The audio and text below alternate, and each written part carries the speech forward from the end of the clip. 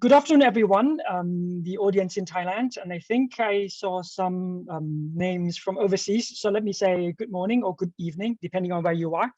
My name is Jessoda Temasmiti. I'm a researcher at STIPI, Science, Technology, Innovation Policy Institute at King Mongkut University of Technology, KMUTT. And I'll be the moderator for the event today. So welcome to STIPI Strategy Forum, where we hope to facilitate knowledge exchange on science, technology, and innovation policies, especially to those currently working in Thailand's national innovation system. Today, it's a pleasure that we have Professor Singh here with us, and he'll be talking about designing green industrial policies in the 21st century. So very briefly on our speaker, Professor Singh, he's currently the Assistant Professor in International Development at International Institute of Social Studies, which is part of Erasmus University Rotterdam in the Netherlands. He received his PhD in politics from the University of Sheffield in the UK before becoming JSPS Research Fellow at the University of Tokyo in Japan, and then later Humboldt Research Fellow in Freie Universität Berlin in Germany. And he also, I think, received the World Social Science Fellow, right, by International Science Council.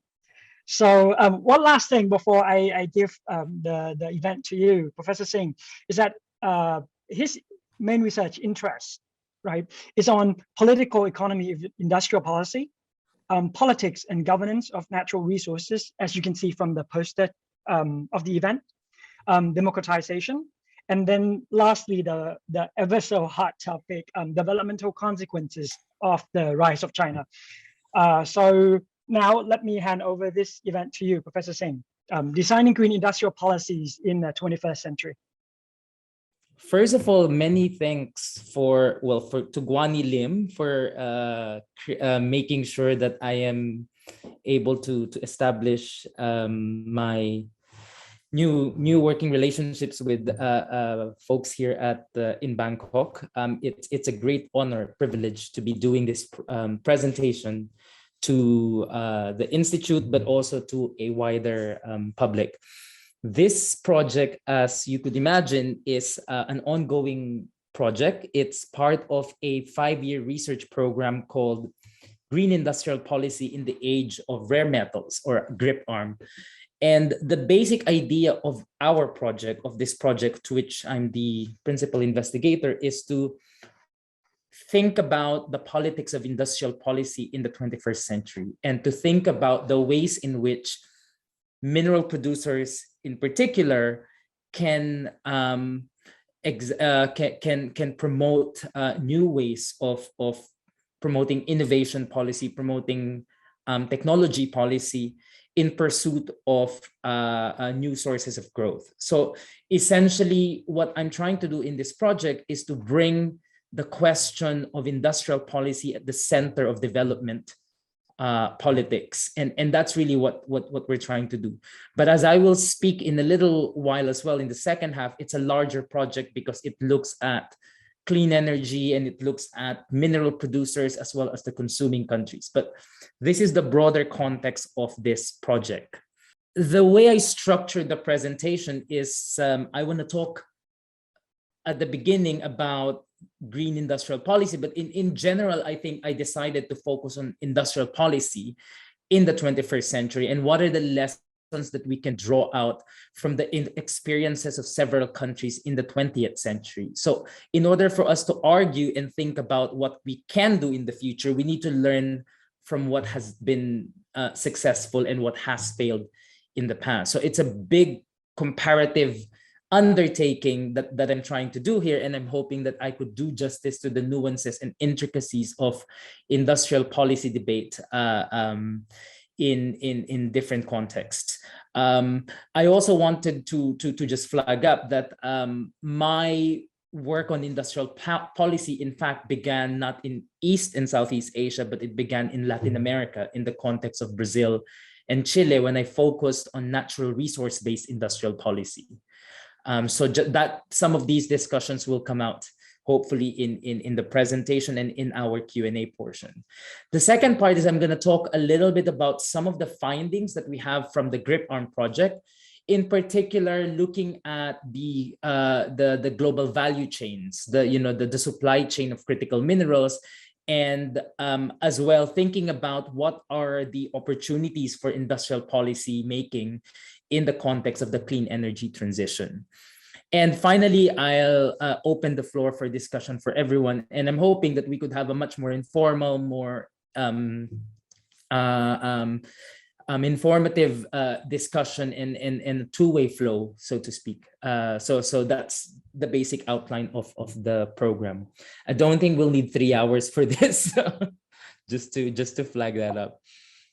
Okay, let me just start by focusing on industrial policy in the 21st century. And I want to start with a quote from one of the most, well, I would say he's one of my favorite authors on industrial policy, but he wrote this back in 2008, just to give you an idea, so that he was writing back when it was taboo to say industrial policy. And I really like the way he framed why we need to talk about industrial policy as early as 2008. So he argues in this particular working paper, which was commissioned by the World Bank, by the way, that there's a certain problem in the way we speak about industrial policy. So he says, if we look at the education sector, we know that teachers' unions might decide what can be done, what cannot be done. We know that tax and spending decisions are often subject to organized lobby. Yet, despite all these shortcomings, we never talk about and discuss whether the state should keep spending on education, but rather we often focus our debate on how the government should run its policies. We may debate about the incentives between parents and teachers, but we don't argue whether government should allocate public funding for education. So what he's actually asking here is a normalization of industrial policy, treating industrial policy the same way as we treat education, health spending, public policies more generally. And he says in the second part of the introduction, it is true that there are widely perceived observations that market failures appear to be pervasive. Although he also argues that there's not enough systematic evidence to prove that market failures per se are pervasive. But we often point to informational asymmetries and political problems that often plague industrial policy. But that is not specific to industrial policy. It also exists in other policy domains. So most governments already carry out different forms of industrial policy. We just call them differently. We may decide to call them export facilitation, promoting free foreign investment, free trade zones, export processing zones, so forth. So perhaps it is more productive to focus on how to carry out industrial policy more effectively than debate whether we should have industrial policy or not. And I think this really sums up the orientation around the change in orientation in how we perceive industrial policy. As someone who has been working on industrial policy for at least 7-8 years now, you could see the explosion of literature, the number of papers that have come out over the past 5-6 years. And I think this really is a testament to the idea that industrial policy now is normal. One of my co-authors would argue it never disappeared. We just wanted to call them differently, as in the context of Brazilian industrial policy. And so I think what we need is a general reorientation of what we might mean by industrial policy as a starting point. So Danny Roderick takes up the challenge of looking at, not just in this paper, but there's another paper that has 10 definitions of industrial policy. He takes up the challenge of defining what an industrial strategy looks like. What's an industrial policy? And there's, I would say, a broad and a narrow definition of industrial policy. The broad definition is it's any policy or a set of policies that stimulate specific economic activities and that promote structural change or a structural transformation of the economy. We may talk about industrial, we basically, what we mean by this is that industrial policy is not about the industry per se, but it's about the economic activities that emerge from promoting specific industries. So that might mean in practice, multiple policy instruments, such as those public policies that promote high-yielding crops, moving away from traditional crops. It may be policies that focus on research and development that promote new tech, new high technology sectors or medium to high tech sectors. Or it may be policies that support non-traditional activities. An excellent example here is the use or the promotion of cement factory and infrastructure-led development, as opposed to just manufacturing. So if we take a broad definition of industrial policy, we may actually see more examples of industrial policy on the ground. So there may be some debate at the intellectual, at the academic level over what qualifies as industrial policy. But as then Danny Roderick argues, as long as it promotes some form of structural transformation, some form of change in the structure and the industrial organization of a national economy, he or we should consider them as industrial policy. Now, what is more conventional and what has often been used by neoclassical economics as definition of industrial policy is promoting specific industry, but in particular, the promotion of manufacturing. Now, I don't think this is necessarily a wrong definition, because historically, the way European industrialization occurred, the way the American economy developed, they were basically based on export manufacturing. And also, if we kind of come back to our to something closer, somewhere closer, Korea, Taiwan, and Japan, these are basically export-led manufacturing industries. So the reason why I want to start with what we mean by industrial policy is because I think it's important to recognize that whenever we talk and debate about developmental state, industrial policy, we're kind of bogged down to the idea of manufacturing-led growth. We're kind of bogged down and caught up in the need to think about how to create manufacturing in order to build new industries, in order to promote new competitive advantages, new comparative advantages. So I think in the next several decades, as the Chinese experience has shown, as the Brazilian example has shown, which we can talk about in detail later, most of these industrial policies have often been about promoting some kind of change in the structure of the national economy, and not simply the promotion of export manufacturing. Now, here's a survey that one of my PhD students have done in her recent work on Kazakh's industrial strategy. This is just to give us an idea, not just that industrial policy is back on the agenda, but that countries that we traditionally associate with different forms of capitalism, with different types of government policy, they've actually have implemented or have strategized and talked about industrial policy. Of course, there's a whole new debate to what extent they're successful, to what extent they've implemented them. But I think it's important to recognize that at the ideological level, we're not as reticent anymore to talk about industrial policy, that in fact, Western countries themselves, which have often claimed free trade and neoliberal economics as the basis of economic development, they've actually moved away from very narrow models of growth. And I think what's really important here to also point out is that every country and every region have identified different types of industries, and some of these industries are new industries, some of them are traditional manufacturing, some of them are innovating from existing niche, existing competencies in their national industries. Of course, the big change here is that most of these countries have talked about industrialization through digital transformation, the focus on high-tech manufacturing, but also complex supply chains where you could add value from one sector and building new industries around them.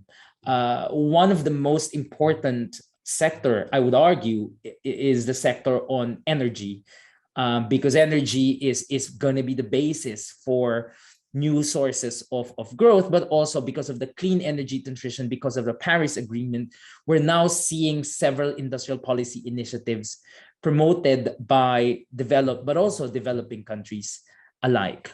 Now, I want to pick up and start with the obvious, which is China.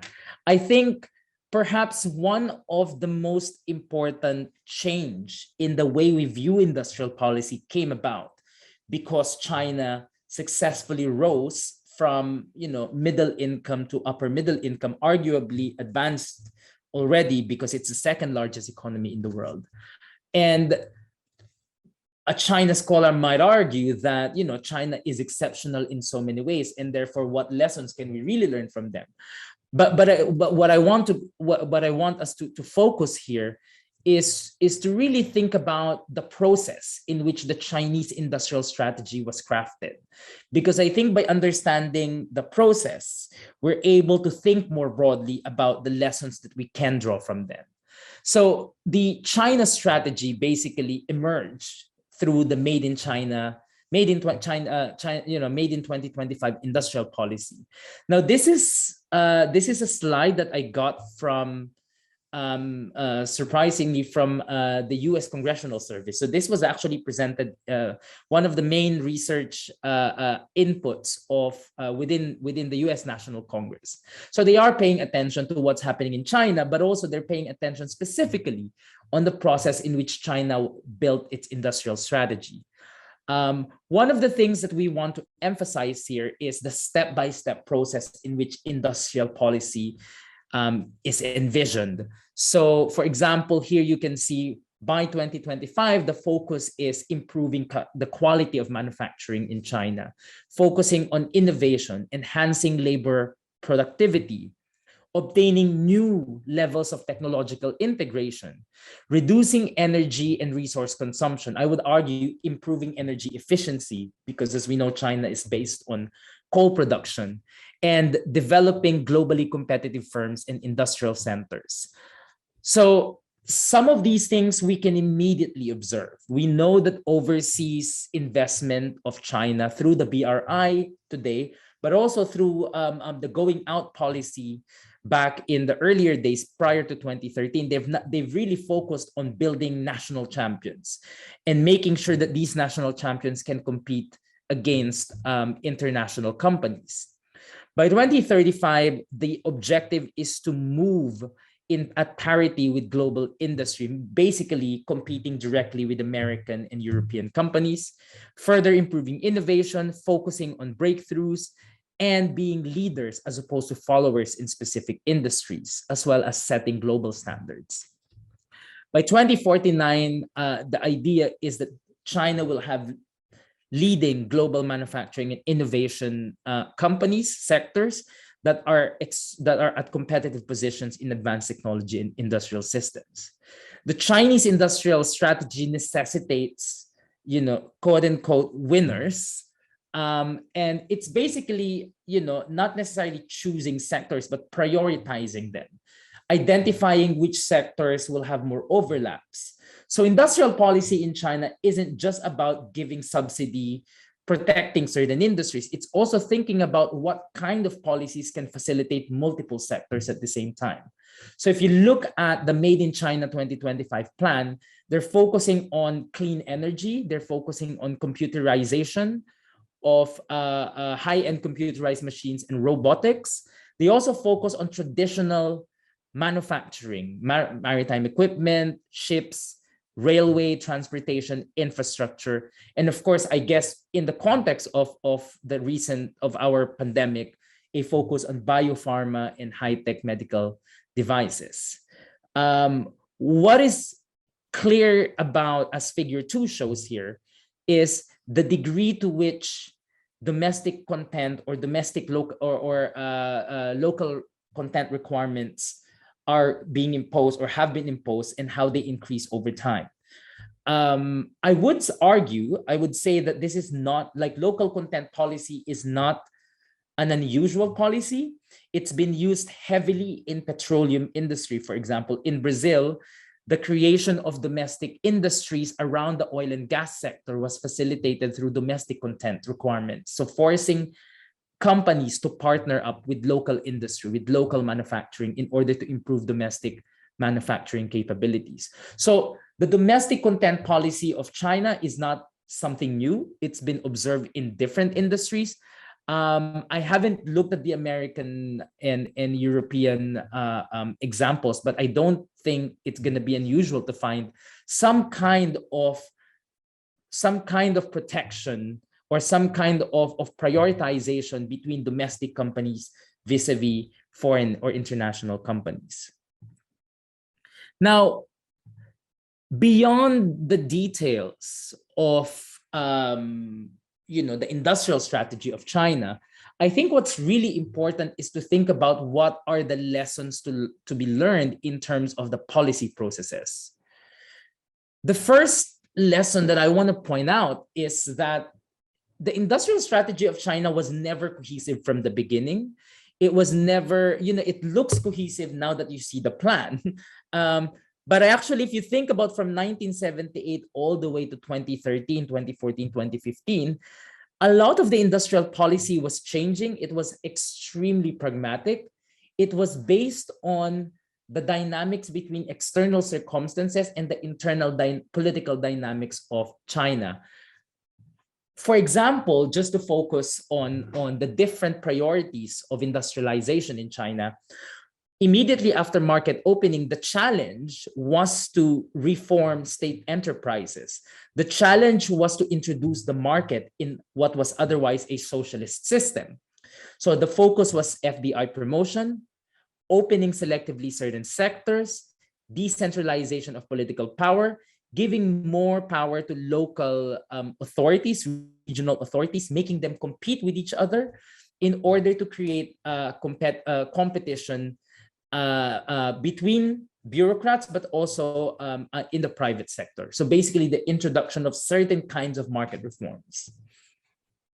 However, with the success of Chinese integration in the global market economy, as China entered the WTO, as China became more socialized in the international system, by early 2000 and all the way to the 2010s, the Chinese priority shifted towards reorganizing state institutions, in particular, reforming state enterprises so that they can gain more control in specific industries. They can promote innovation in places where they see potential export markets. And of course, one of the most important rationale for the BRI is how do you deal with overcapacity issues of domestic companies? You need to export. These companies need new export markets. These companies need more market access in order to sustain China's 6 to 8% growth rate. So you can see clearly here a change in industrial policy, and that has to do with particularly with the changing external circumstances in which China was located or was placed in, as China slowly, gradually integrates in the global market. Now, this kind of analysis is not something that only China scholars have looked at. There's a book by Kevin Gallagher back in 2010 looking at China's impact on Latin America. And he starts that book by talking about the China model, meaning that China had a step-by-step liberalization in the 1980s and 1990s, whereas the whole of Latin America embraced, well, not the whole, but most of Latin American countries embraced full-scale privatization, market liberalization. And so part of the loss of political control over strategic industries in Latin America was due to the Big Bang market reform, whereas in China, there was a much more cautious approach in liberalization. The lesson is not so much that we should liberalize or we should protect, but feeling sort of, what are the external circumstances, what are the dynamics in which the, policymakers are facing, and how do you respond to them over the short term, the medium term, but also in the long term. The second lesson that I usually would like to draw out is the fact that what we now call, what appears to be a consolidated, a coherent, quote unquote, China model, was in fact constructed through a learning process. So some of the interesting literature here by Sarah Eaton, for example, she focused on the reforms in China in the 1990s all the way to early 2000. She points out the fact that the Chinese bureaucrats have paid very close attention to the developments, to the successes and the failures of the different models around them. Of course, there's a lot of literature that has looked at the evolving strategy of the Communist Party in terms of balancing political and economic goals. A central feature of this learning process is learning what went wrong in the former Soviet Union, learning about listening to the market signals as opposed to ignoring them. But also that the Chinese, as early as 1980s all the way to the 1990s, have been trying to learn from the successes of countries like Japan and South Korea. Sarah Easton specifically has discussed, the fact that the Chinese bureaucrats went all the way to Japan in order to study Japanese industrial policy. But also, looking at the Japanese experience of economic stagnation from 1990s onwards, this was an important learning curve for China, because the way we can understand the Chinese response to the US today could arguably be drawn, or we could derive that from the lessons about the Japanese strategy, the Japanese response to the United States from the mid 1980s onwards. There is a lot of political and external factors that have influenced the direction of decentralization of power in China. In particular, one of the key features of the Chinese model, quote unquote, is that it created competition among bureaucrats between different provinces. And so by creating competition amongst political elites on who can deliver most economic growth, it kind of created this momentum and it created a competitive environment in which the central government would reward local politicians with key positions in national politics in order for, if they're able to show a successful model of economic growth or economic modernization. So what this all tells us is that there is no coherent model in China, because all of this was a very conscious learning process amongst the state bureaucrats themselves. Finally, it is often forgotten, particularly because industrial policy is in the domain of development economics and economists more generally, that politics actually plays a much more central role in industrial policy. You can't divorce economic statescrafting from the politics that surround it. There is a reason why Brazil has been arguably less successful than South Korea in terms of industrial policy. A large part of that is because there are strong competitive elites in Brazil with competing interests, located in manufacturing, in mining, in industries, in agriculture, and that the national government, the national state had to balance these multiple interests in order to promote a coherent, in promoting a coherent national industrial strategy. Whereas arguably, the reason that South Korea had a much more coherent industrial strategy is it had a much more successful alignment and relationship with its big business. The big business sector in Korea, they're more concentrated, they're more organized compared to other countries.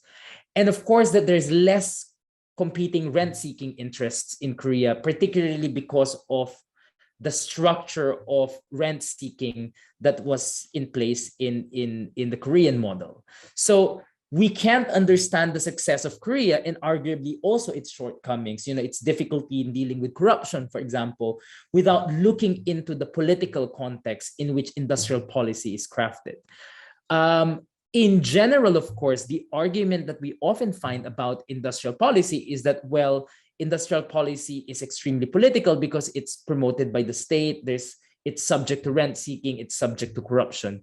Again, I think what's important is that that's not an exclusive argument for industrial policy alone. Agricultural investment is equally subject to rent seeking. It's equally subject to political competition in an electoral democratic context as well as in authoritarian context. So I think it's really important to think about whether what we look at, what we call as politics, is exclusive to industrial policy itself. But also to learn that you can't get rid of them at the same time. And so this is, I think, quite an important lesson to draw out from the Chinese experience. Now, I want to talk a little bit more broadly about what we can deduce from 20th century East Asian developmentalism. And the reason, I guess, why I always start, when I talk about the industrial policy, I always begin with East Asia. And in this particular case, with an audience of Southeast Asians, Thai bureaucrats, it's important to also remind us that our neighbors have been the most successful model for industrial catch-up in the 20th century. It is a widely emulated model, even if only for aspiration by African policymakers, by Latin Americans. But East Asia has often been conceived as a successful model for creating new export strategies, focusing on manufacturing, building manufacturing as a centerpiece for its industrial strategy. In a project that we conducted between 2016 to 2018, so this project finished in 2018, but arguably it's been 2 years in the making, we kind of draw out some of the lessons from countries that have experimented on industrial policy beyond the East Asian countries. The first lesson from East Asia is, as we all know, we always talk about the importance of state institutions and strong institutions and creating institutional capacity through the creation of professionalized meritocratic bureaucracy. People have often referred this as pockets of state efficiency. But what I want to also point out, based on the lessons that we studied, based on the study that we conducted outside of the East Asian context, in many cases, there's often a conflation between creating an all-powerful bureaucracy, a centralized bureaucracy, versus bureaucracies that coordinate well and bureaucracies that can manage specific tasks. So I think it's really important to go back to the original blueprint or institutional design of Japan. The Japanese model was never meant to create an all-encompassing bureaucracy. The Japanese model is essentially the Ministry of Trade and Environment, Ministry of Trade, MIT, Trade and Industry, spearheading economic planning and promoting specific interests that they have identified as an important source of export promotion. So it's not so much about creating efficient civil service. It's not about creating an all-powerful bureaucracy, but it's really about identifying what are the important gaps within a state agency that might be leading, that might be helping in promoting public policies that have broad-based growth effects. So in the context of Thailand and the Philippines, for example, this might be about strengthening the board of investments, which make decisions about which foreign direct investment strategy to pursue. It may be about looking at the trade policy and looking at how the trade policy can promote specific export sectors that could be competitive from a sectoral perspective. So it's not so much about building broad-based bureaucratic institutions. It's really about thinking about coordinating mechanisms and what Ha-Joon Chang calls intermediate institutions that can play an important role in facilitating in facilitating information, for example, because information asymmetry is one of the biggest problems on industrial policy, but also in terms of creating channels in order for the private sector to talk and to have a conversation and have a dialogue with the state agency to find out what are the basic needs of industries. The second lesson is that it has never been argued that you need state planning in order to promote growth. I think that in the literature, what we can often find is, in fact, a very pro-business orientation in policymaking. It's really about promoting industries. It's really about promoting private interests in order to create a mutually beneficial alliance between the states and businesses. Historically, we often refer to this as embedded autonomy.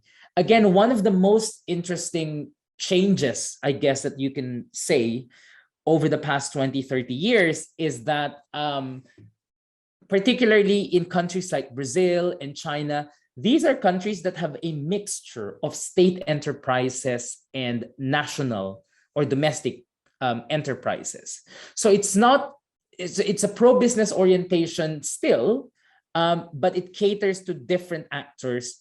And the idea really is that you create specific alliances or specific coordinating mechanisms. You create coordinating mechanisms with companies or firms that might benefit from from gaining access to international markets. So ultimately, what this calls for is a sensitive, basically, it's a state that is sensitive to economic interest in order to promote possible, in order to identify possibilities for new industries, new comparative advantages, etc.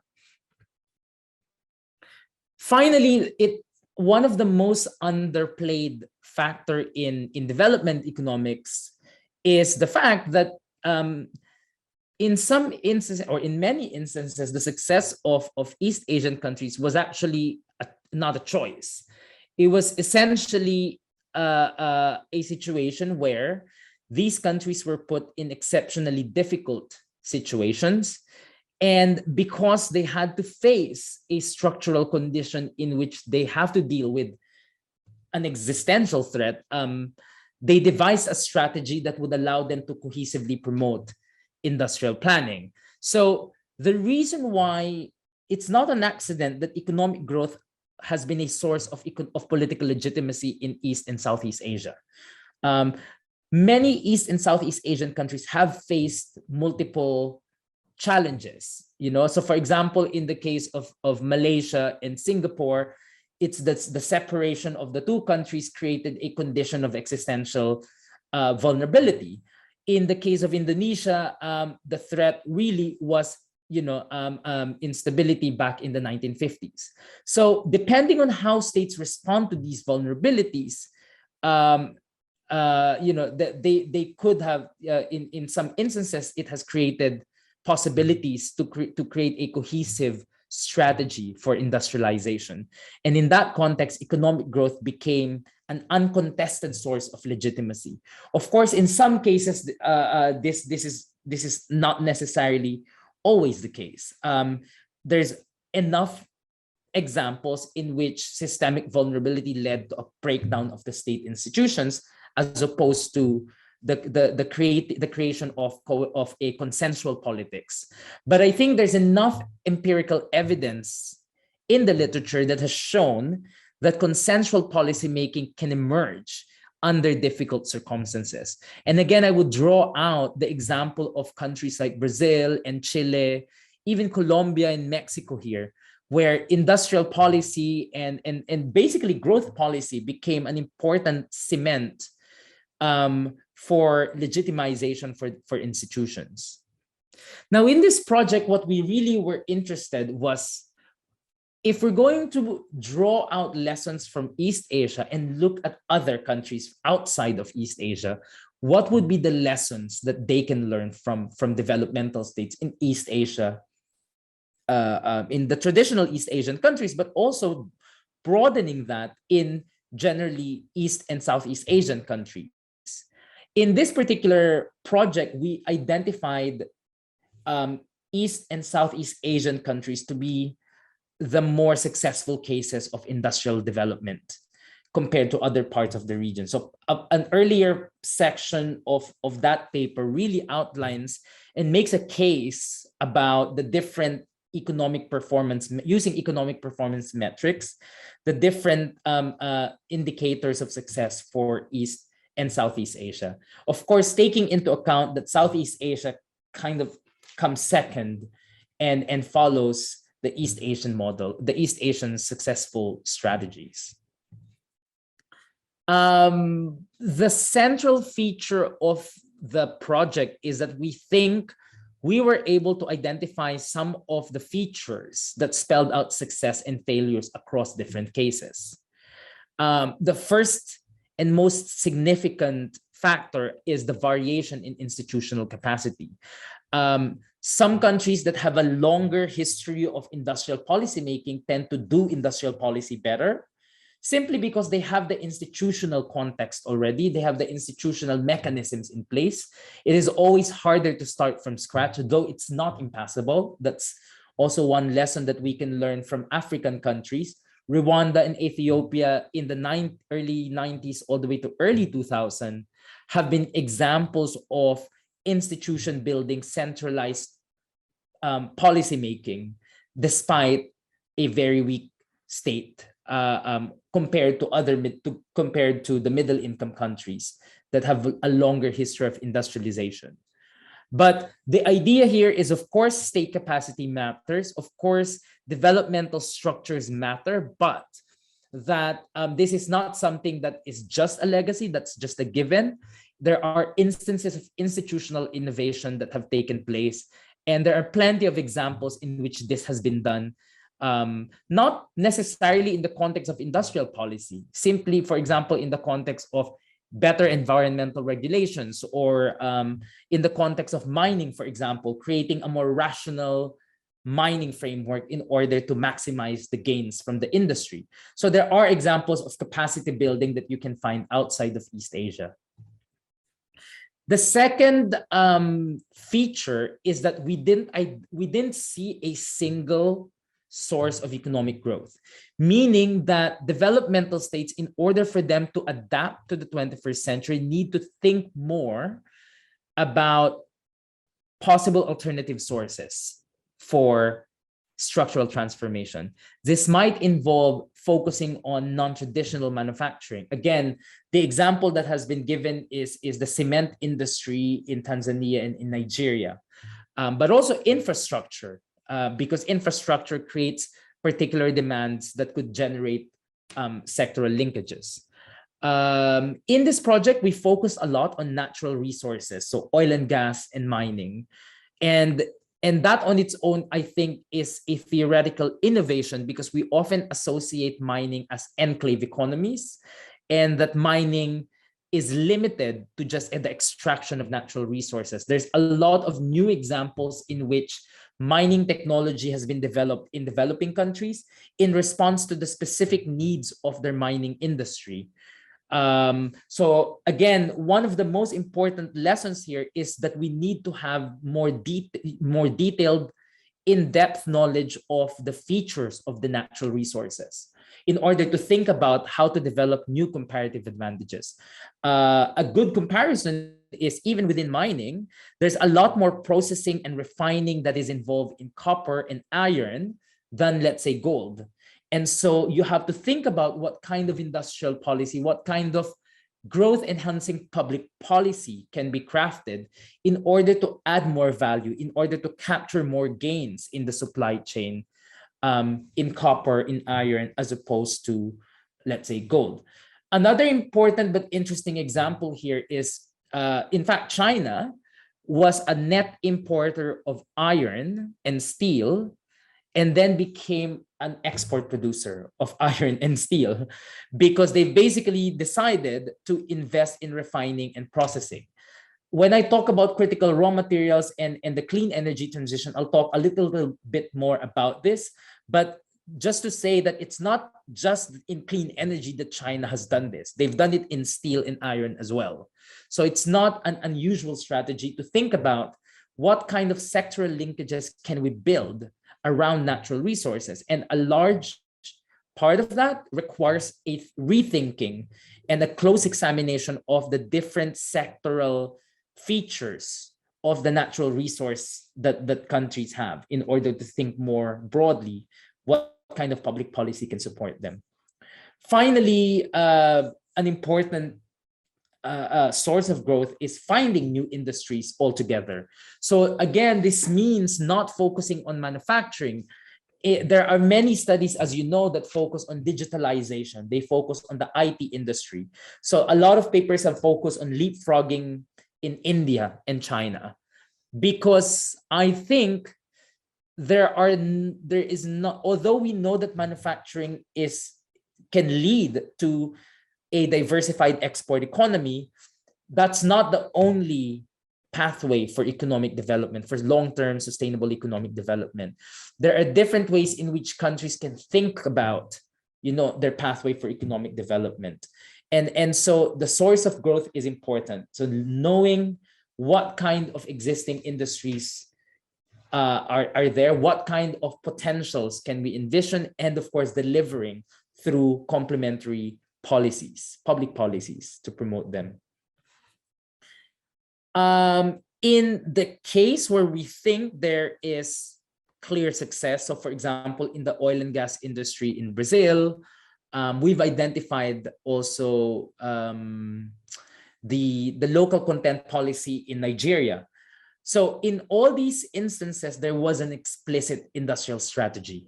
There's an explicit policy, whether it's sectoral promotion, facilitating trade, infrastructure-based development, etc.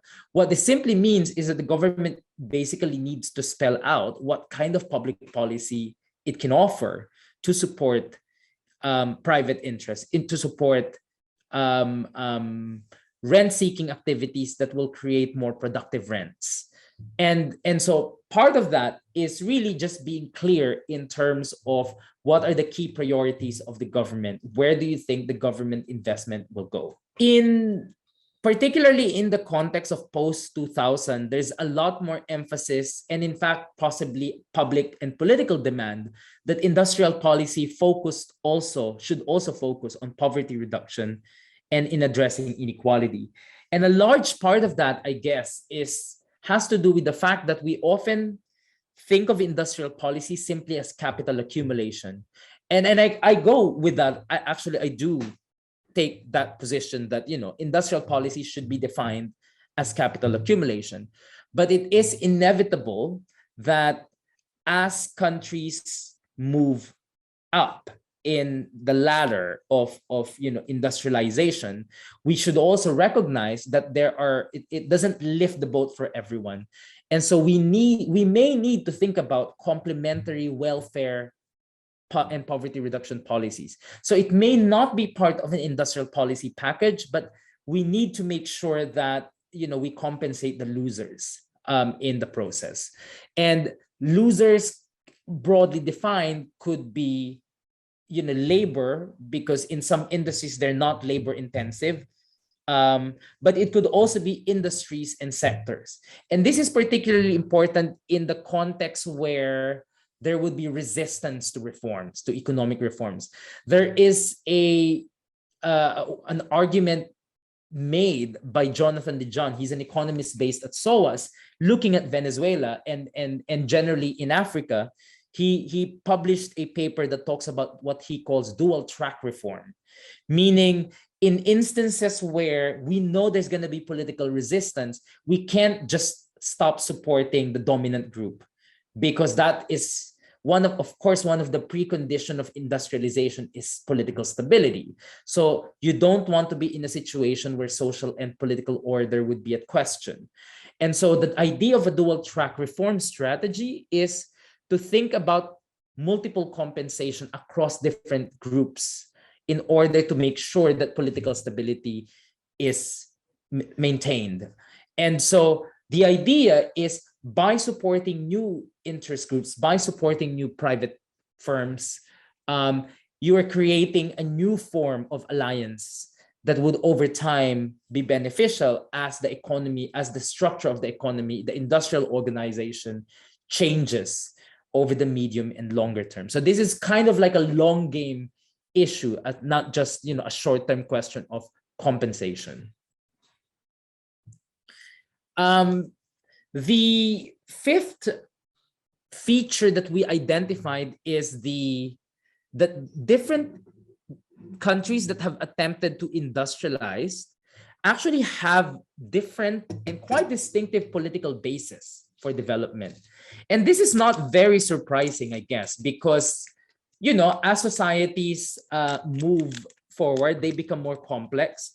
Different groups organize, different groups require political support. And so states necessarily have to cater to multiple political groups, multiple social groups.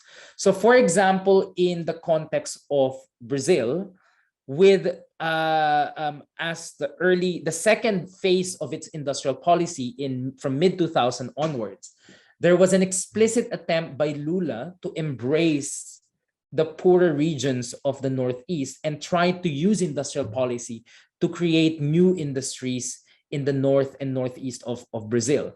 Now, this has not been very successful in terms of industrialization. It is quite successful in creating an electoral base, though. So I'm not suggesting actually that, for political reasons, people should do it. But I think the lesson is that politicians and state institutions must be aware of the changing demographic, the changing base of development. And as new social groups emerge, as new political challenges emerge, it is important in order to sustain a coherent industrial strategy to keep looking at, at political stability, because this is a precondition. And so it may come in the form of a conditional cash transfer. It may be a form of a new corporatist relationship, as in the case of Argentina. But the idea here is that state agencies, not the bureaucrats, but politicians, are more aware and more sensitive, and are very sensitive to the changing political social base of where they can get political support. So this is pretty important as a medium and long-term strategy as well. Number 6, the sixth feature that we identified is that countries designed their industrial policy based on what was the external environment.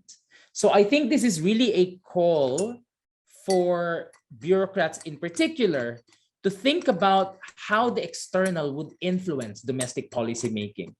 In this particular project, because we published this back in 2018, so this was at the back of a commodity boom. So if you remember, between 2002 to 2012, it was the longest price increase or sustained high prices of commodities, export commodities, whether it's food, metals, oil and gas, etc.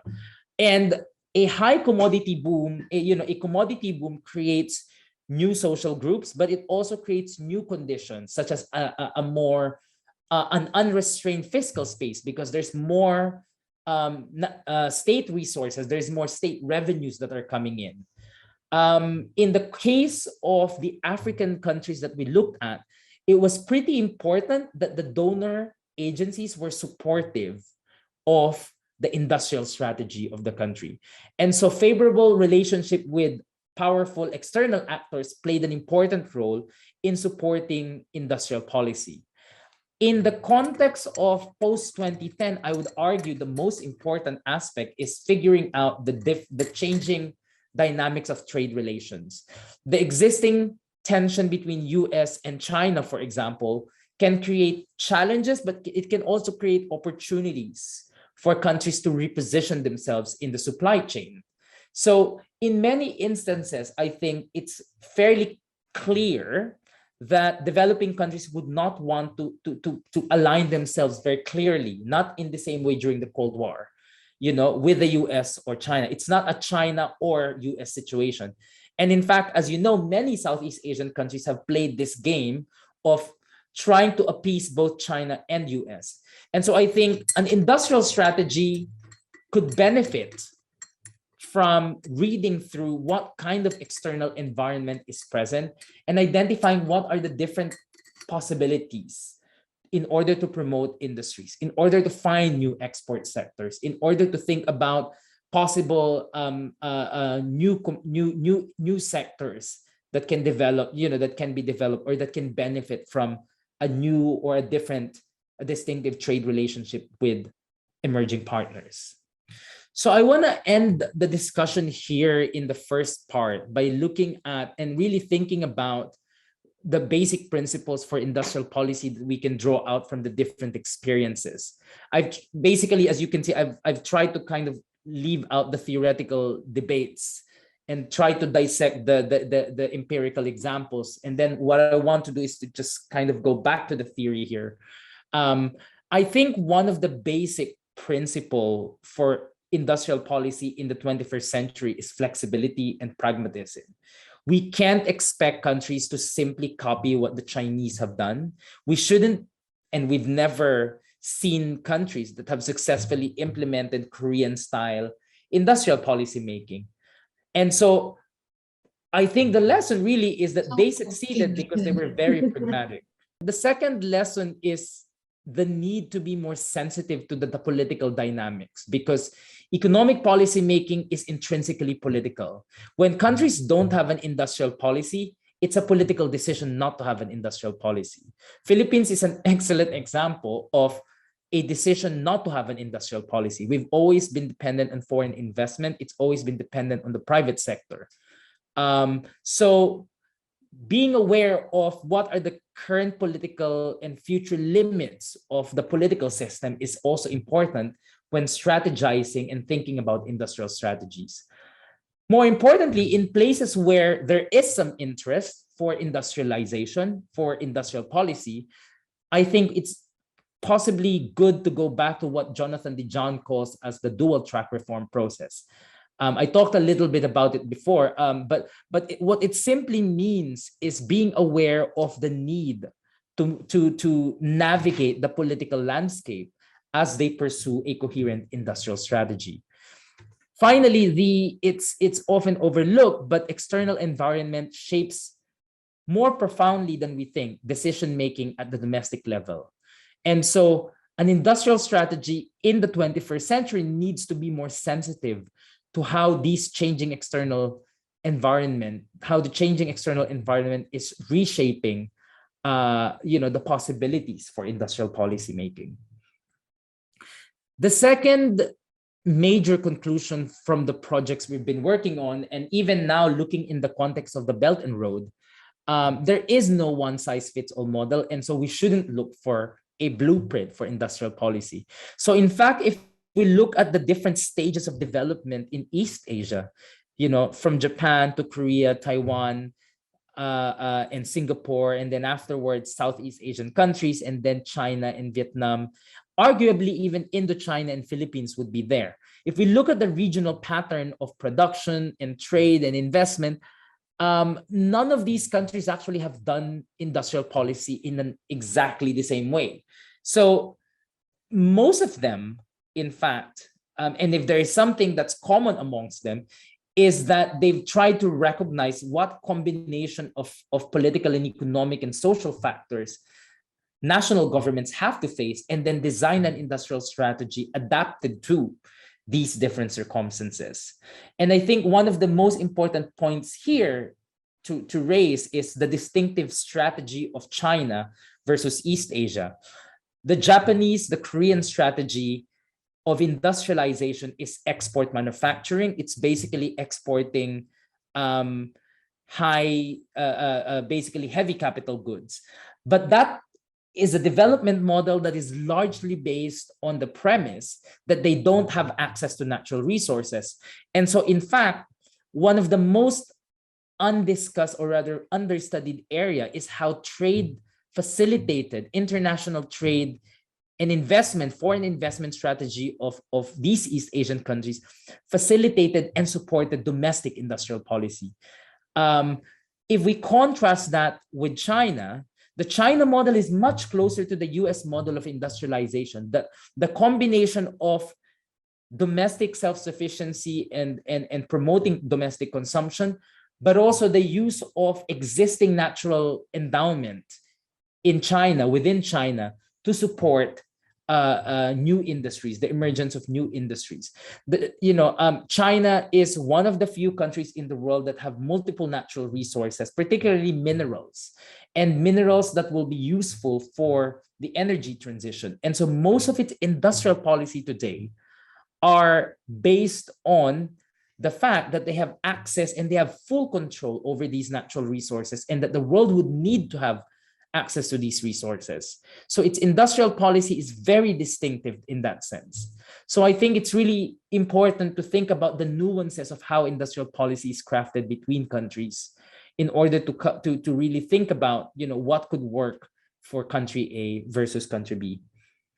And finally, not only are there different circumstances for industrialization, there are also multiple instruments that can be deployed. I didn't talk about them in detail because we looked at several cases and countries, and we can discuss them in the question and answer. But most of these instruments are based on existing institutional capabilities. Some have been more successful than others in terms of creating institutional innovation.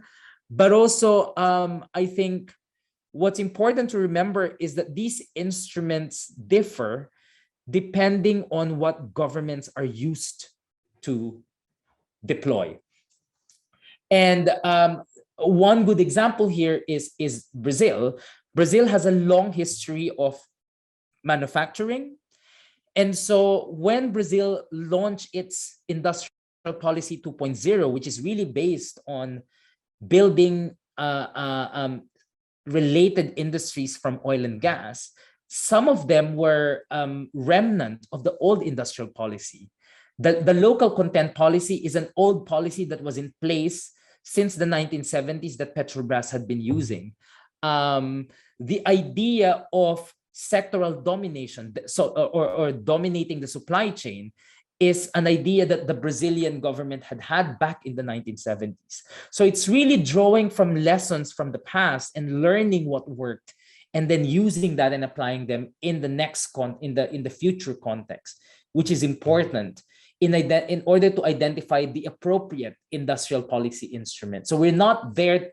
We're not going to have a situation where we can just copy different industrial policy instruments. Although I think it has been very well, it's been done by several countries in Europe, for example, to look and compare what are the different industrial policy instruments that other countries have been using, and then looking back at what you have and comparing and seeing whether you have something similar.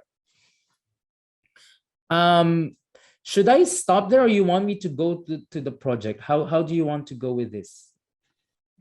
It's really up to you. I think if you. But since you have already suggested this, why don't we stop very briefly, and then ask the audience if they have any questions about, presumably the first half would be on the basic foundation, right, of industrial policies, and then before you move on to the project itself. Yeah, because I think the project kind of applies most of the stuff that we talked about. The principle.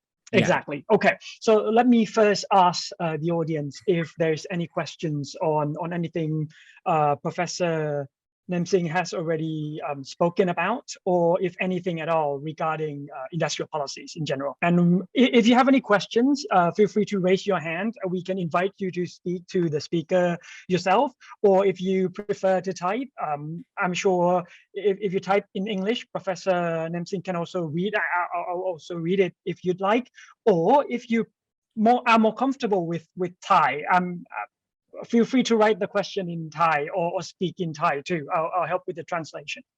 So if you have anything at all, please raise your hand or write the comment. I see the hand from Professor Santi. So please, Professor Santi. Right. Good afternoon, Professor Singh.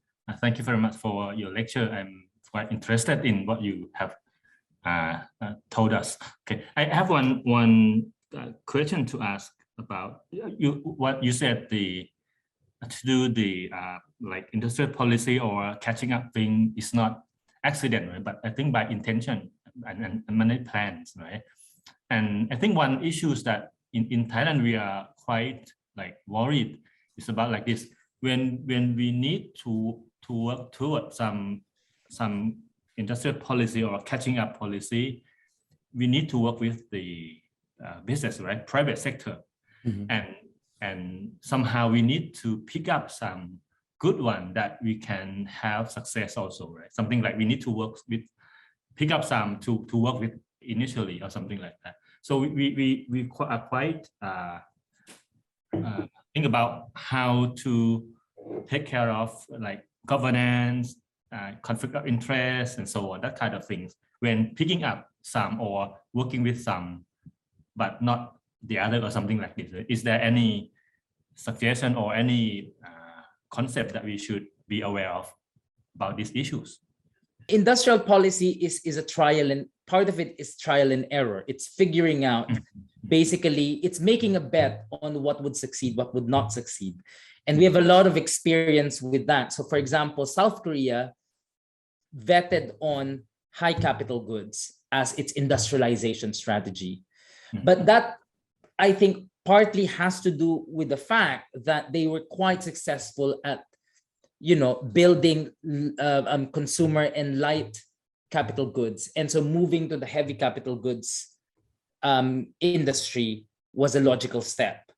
But there was still a lot of risk. I know that in the literature, they often paint Korea as kind of like a linear model, but in fact, there's a lot of interesting historical work that now says, well, there was a lot of risk that was undertaken in the second plan on the heavy industrial capital goods. And that was really part of it. In the same way, in the case of Brazil, for example, it failed in the IT sector, but it's more successful in designing airplanes. It's more successful in oil and gas. And so I think I know the Brazilian industrial policy very closely. And so to me, the lesson for Brazil is that the government needed to be patient to figure out what are the different competencies that they have and figuring out which might succeed, which might fail. And then, of course, the complementary industrial policy that comes with it. The case because now I'm thinking of China. The Chinese case it's really a step-by-step coordination model. So, China figured out that it would have to start with basic manufacturing. And then afterwards, it's really moving into infrastructure and then high capital goods and advanced manufacturing. And so I guess part of the lesson there is that look at where there was success and figure out how to help build that success. I mean, so I think that's one lesson. But of course, again, part of it is that the political, as you said, the conflict of interest will be there. And because that is the nature of an industrial policy. There's an interesting book that looked at the Korean failure in biotech. So I would go back to, looking at why Korea failed in biotech if it already had some institutional capacity versus, let's say, looking at clean energy where it's a lot more successful today. So I think there's enough to look at around us in terms of why certain sectoral interventions have failed and why other interventions have been more successful. And so I think because there's no straight answer to that question. But again, I was talking today and I was saying that I was in Phuket, and then I didn't realize that there was rubber in Thailand, because in Malaysia, I know that rubber was a big export for them. And so that came to my mind. Is there a strategy around promoting rubber exports in Thailand? So, look at what's around you and then think about what are the things that can help promote the industry, because in any case, you have some early successes on it already. The other lesson that I can think of is, and Danny Rodriguez talk a lot about this, is the use of what he calls horizontal policies, meaning if you can have a policy that has multiple effects across sector, because then you improve the chance, you increase the chance of success in different places. But that could be as basic as research and development, for example. Like R&D expenditure oftentimes is like everyone thinks, yes, we can do R&D. But actually, I think, so that's a horizontal policy. But so for example, just taking the case of Brazil, Brazil has an R&D policy, but its oil and gas law has a specific policy that 5% of the revenues that come from specific, there's a 5% tax, I think, that will have to be paid by the companies, and they would have to allocate it in R&D in the oil sector. So like there's a sectoral policy in which not only do you have local content, you actually force, well, not force, but well, it is actually compulsory in the case of Brazil. You force the companies to invest in research and development. And that's really what really spurred technological innovation in the oil and gas industry. So again, I think there's different examples and there are different reasons why they succeeded and they failed. But I think the most obvious principle for me there is look at the least common denominator. Thank you very much. Thank you. Perfect. And then I see Professor Dr. Kanopon's hand. So please. Good afternoon, Dr. Singh. So earlier you said that industrial policy is to see the change of economic, right? But I think the economic growth is the performance. So I would like to ask, like, during we develop the industrial policy, what could be the signals to know that that policy work, or we need to not to stop per se, but need some kind of intervention, in your opinion? Thank you.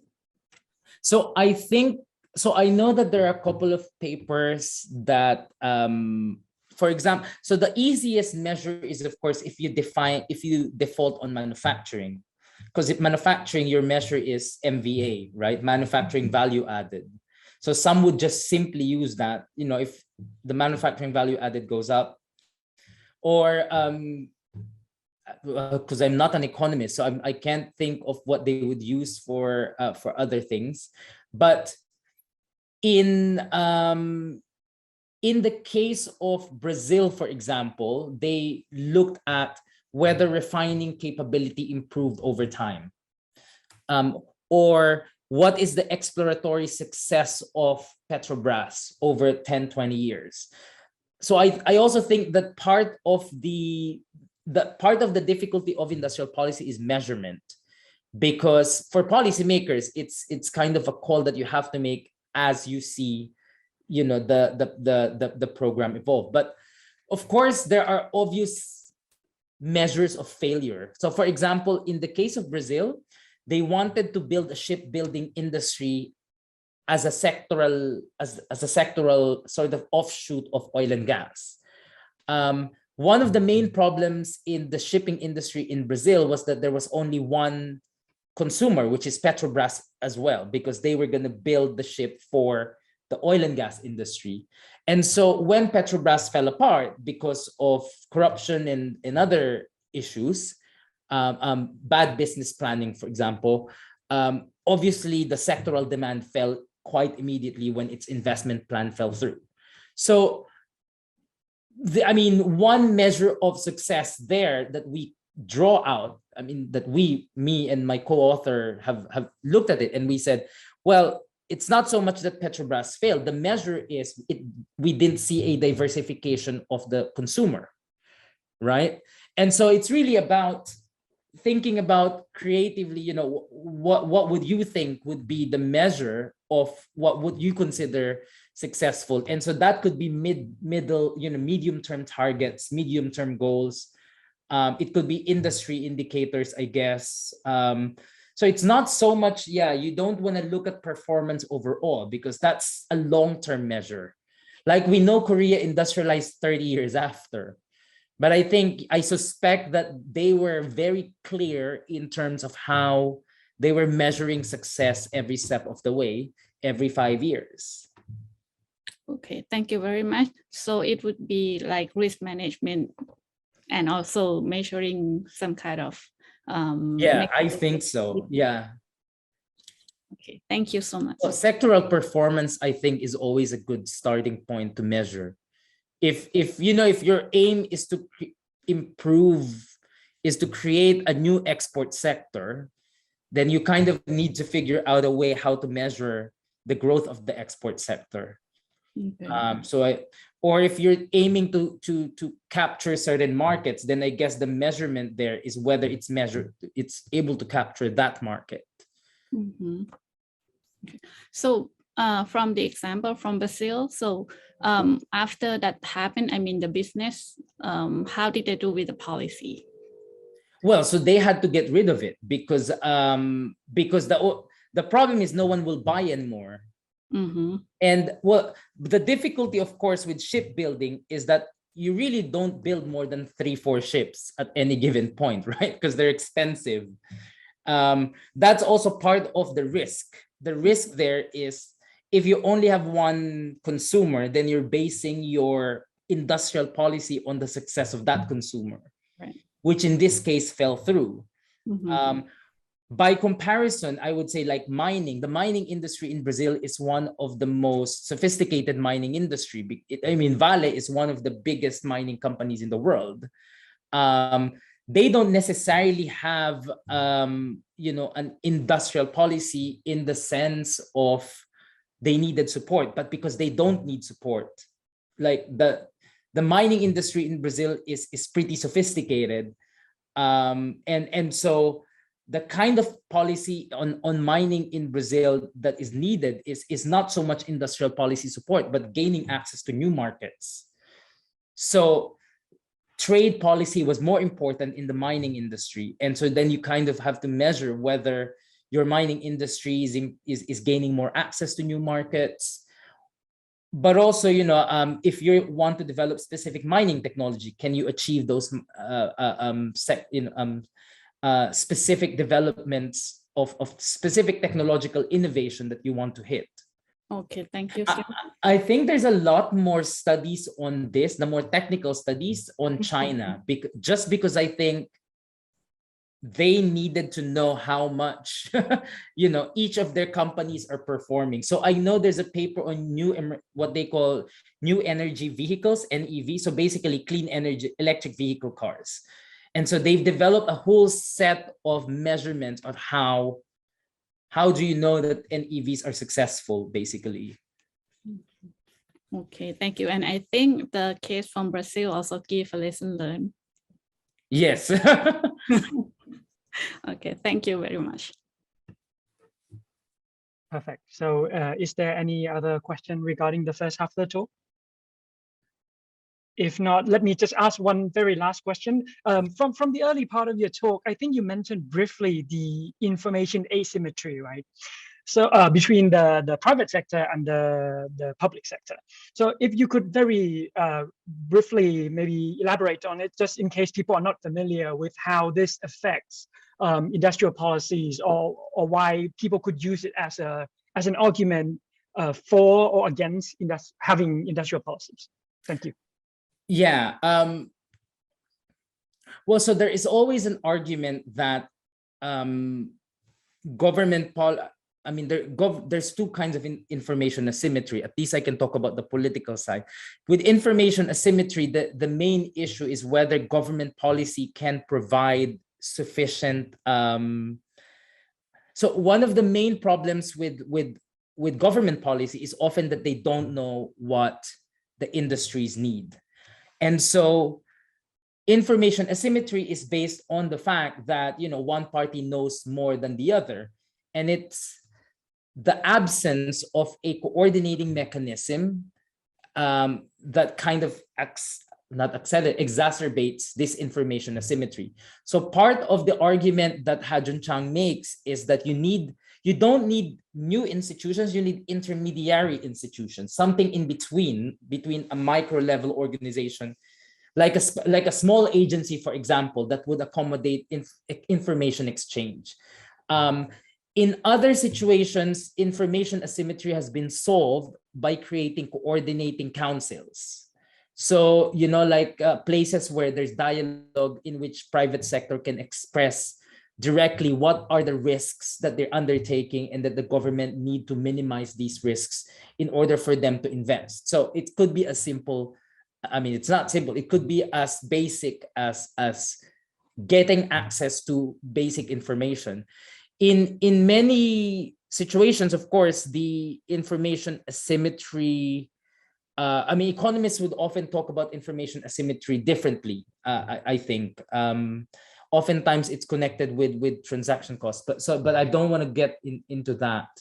But for the purpose of industrial policy, one of the things you want to do as a policymaker is that you make sure that the right regulations are in place, and what we mean by right regulation is that it promotes the productive use of rents, like for example, you don't want rents to be going to consumption, you want them to go to investments or infrastructure. And part of that process requires that you might need to know what kind of infrastructure needs to be in place. And so most of these actually, I think, have been done. So for example, in the case of Chile, what they do is they set up commissions.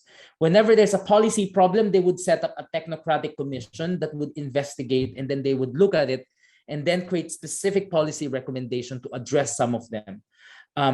In the case of Chile, this has worked really well because, it has a very long tradition of technocratic expertise. The technocrats actually are respected. They are in specific positions in government, so they actually have more power.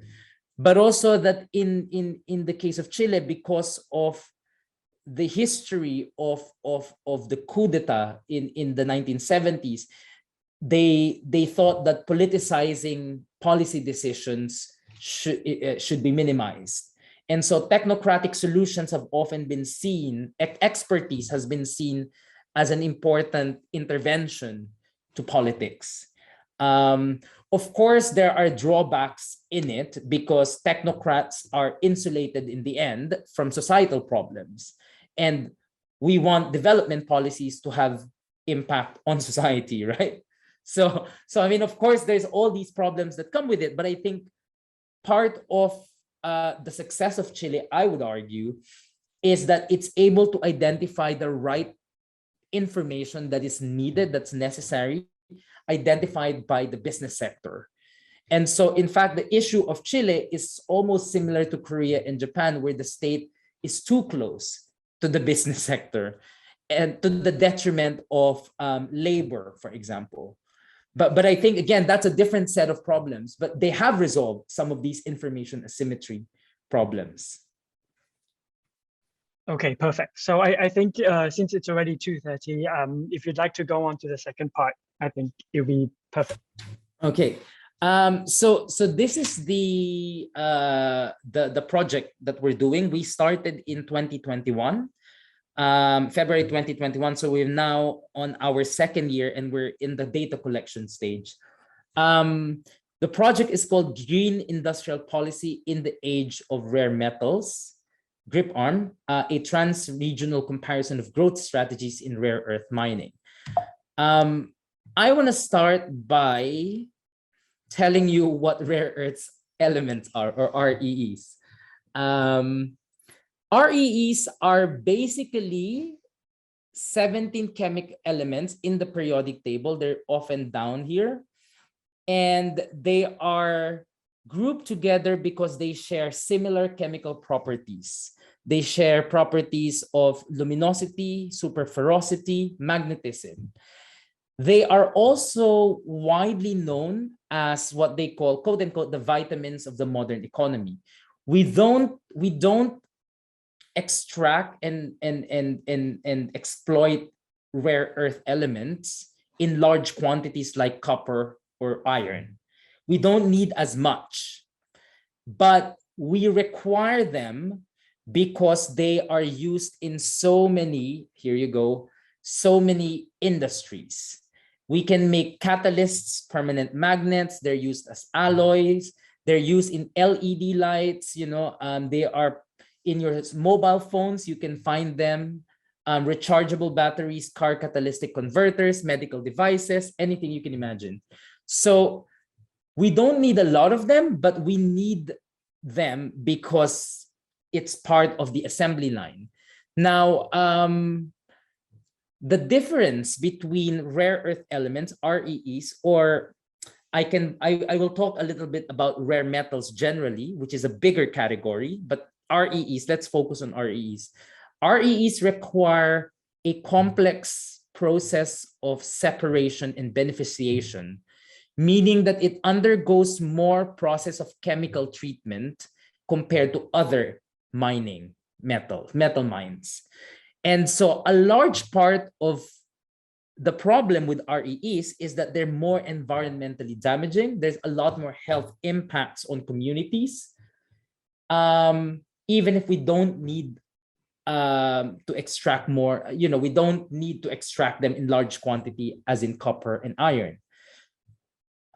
The rare earth elements, however, as you can see, it's here, are just one of the many elements, many metals that we need in order to what we call critical. These are called critical raw materials, or CRMs. These are also sometimes referred to as minor metals or rare metals. So whenever you see those concepts, they refer to a broader category of minerals, metals and minerals that are used for specific, they're used in a wide variety of industries, but we use them in specific instances in order to produce certain intermediate inputs. As you can see, obviously, there's a large number of rare metals that are produced and processed in China. So not just light and heavy rare earth. So rare earth, we often classify as well as light and heavy rare earth. But apart from that, China is also the source of magnesium, graphite, titanium, tungsten, scandium. Some of these we use for, let's say, inputs. We use them inputs for airplanes. We use them for missiles and defense, but also clean energy industries. So wind turbines, electric vehicle cars, etc.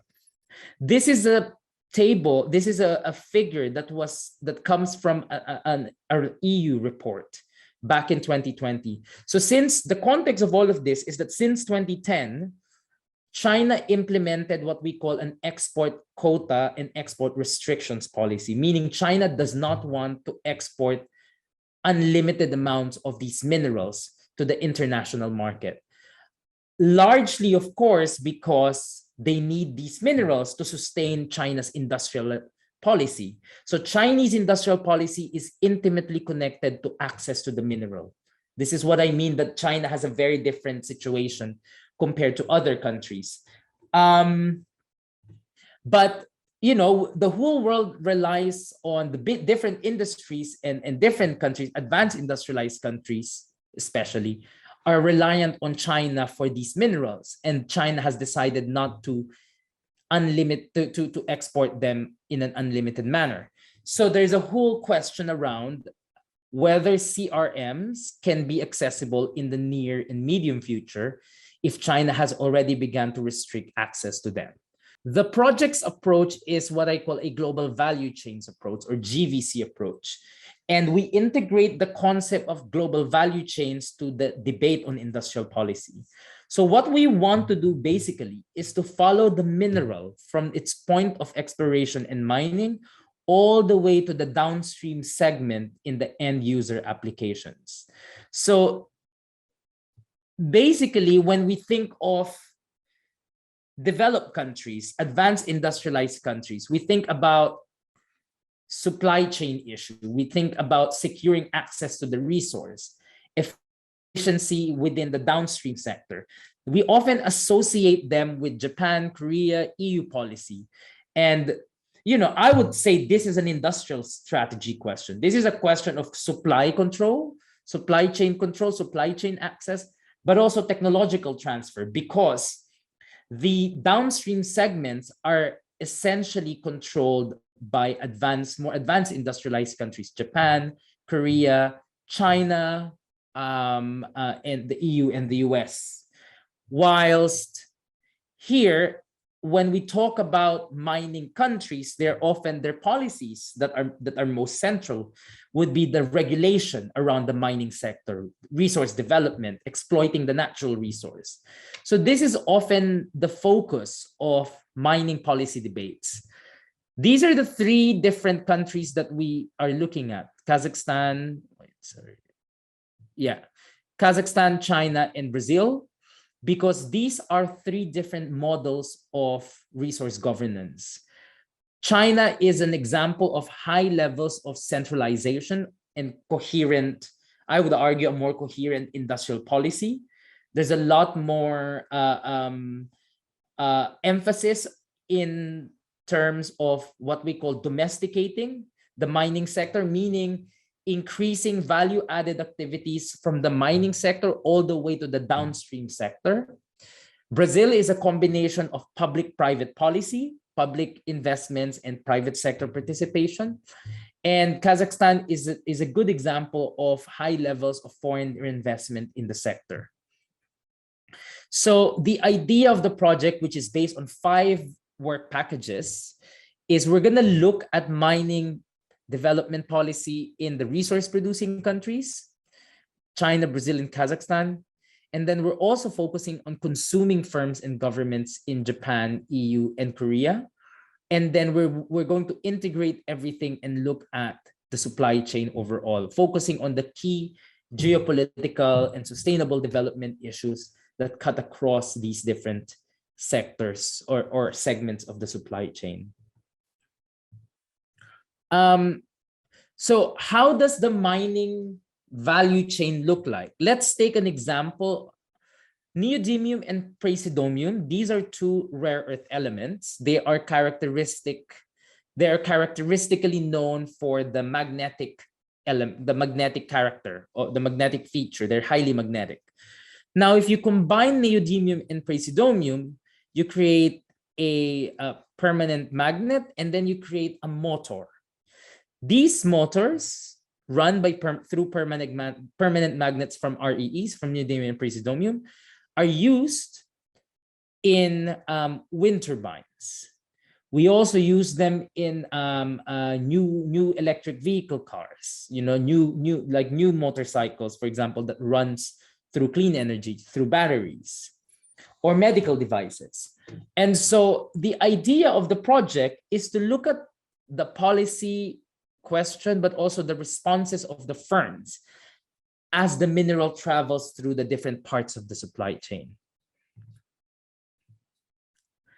And this is where we focus our attention on the importance of the clean energy transition. The most central issue today is that because of the Paris Agreement, countries want to switch to clean energy. We want to switch to renewable energy. And as we switch to renewable energy, there's going to be a dramatic increase in the demands for what we call the energy transition minerals. That includes rare earths, silicon, manganese, graphite, cobalt, nickel, lithium, copper. This graph comes from a new report last year by the International Energy Agency, IEA, entitled The Role of Critical Minerals in the Energy Transition. And they map out projections in terms of the different aspects of the supply chain. But in this particular graph, what they mapped out is the revenue that you would get from the production. So one of the most important takeaway from this graph is that energy transition minerals will be more and more expensive because of the demand, and there's limited supply, and the revenues in the production, because of the investment patterns and government policy, there's going to be a decisive shift of revenues moving into energy transition minerals. And because of the green transition, therefore, it creates new patterns of trade, investment, and interdependence. So just to give you an idea, in the transport industry, a conventional car will only require less than 50, I think this is kilogram per vehicle, of minerals. We will need more than 200 kilograms per vehicle of different minerals just to produce an electric car. So imagine the exponential increase in the demand for electric vehicle cars all over the world.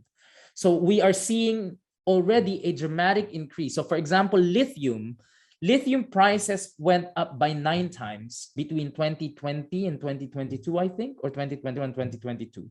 So now there's a lot of lithium companies going into different places all over the world because of the price increase. Now, we don't know how sustainable the price, because that's one of the main characteristics of minerals, is that they're unstable when it comes to prices. They fluctuate all the time.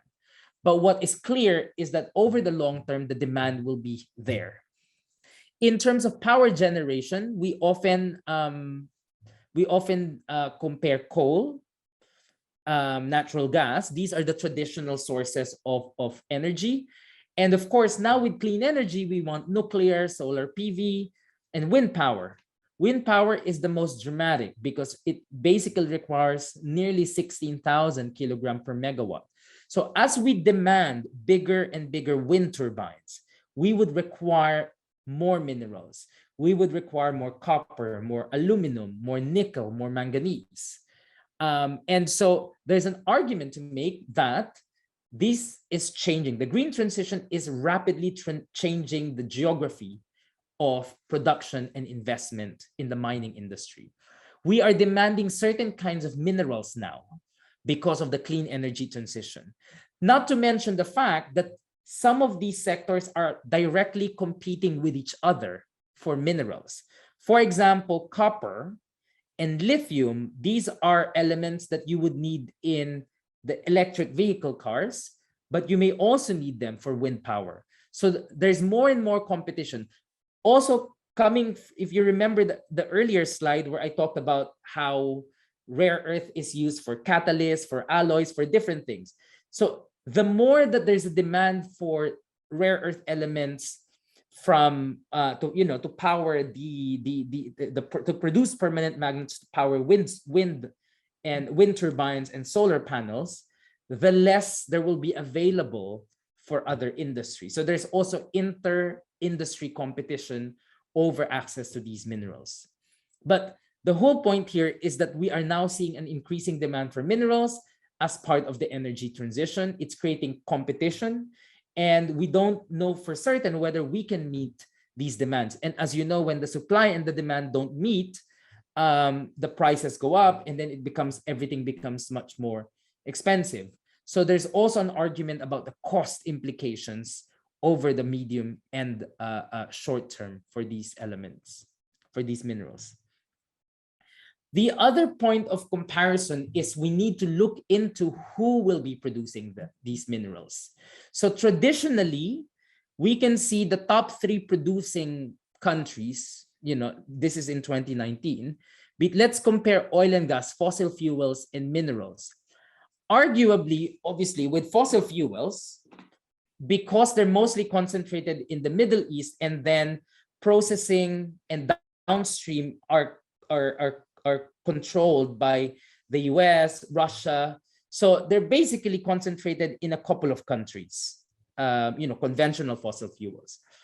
With the mining industry, there's a little bit more diversity. There's a lot more possibilities for different resource producing countries to participate in the market. Although what's obvious here is that certain countries dominate certain supply chains. So for example, cobalt, I think cobalt is about 80%. They're coming from the Democratic Republic of Congo. Again, China is the dominant market actor in graphite and rare earth, with lithium, Chile, China, and Australia. So this is generally in the supply chain. So both, not just in the production and exploitation, but also in the processing and the downstream segment. One interesting point to make is platinum. The platinum group is essentially controlled by South Africa. So what this basically means is that countries need to think about their strategy on how to access these minerals, not only on the basis of which country controls them, but also to think about if we can't access them, how are we going to find substitute to these elements? And I think this is one of the most, I find this really useful just to think about the supply chain. You have upstream refining, midstream, and then the consumption. So the consumption is wind turbine, solar panels, electric vehicles here. One of the most important observation is, of course, first of all, as you go through the more advanced, more added value-added activities, refining and consumption, they're mostly controlled by developed countries plus China, basically, if you don't want to qualify China as developed in this case. And then there's a lot more diversity here in the upstream sector, in the mining and processing. But there's also one observation that I want to point out, which is China is one of the few countries that successfully created a supply chain across the board, from mining and processing to the midstream refining, production of alloys and permanent magnets, all the way to the clean energy industry. So this is actually historically unprecedented. I mean, of course, 19th century colonialism notwithstanding, where they had control of everything.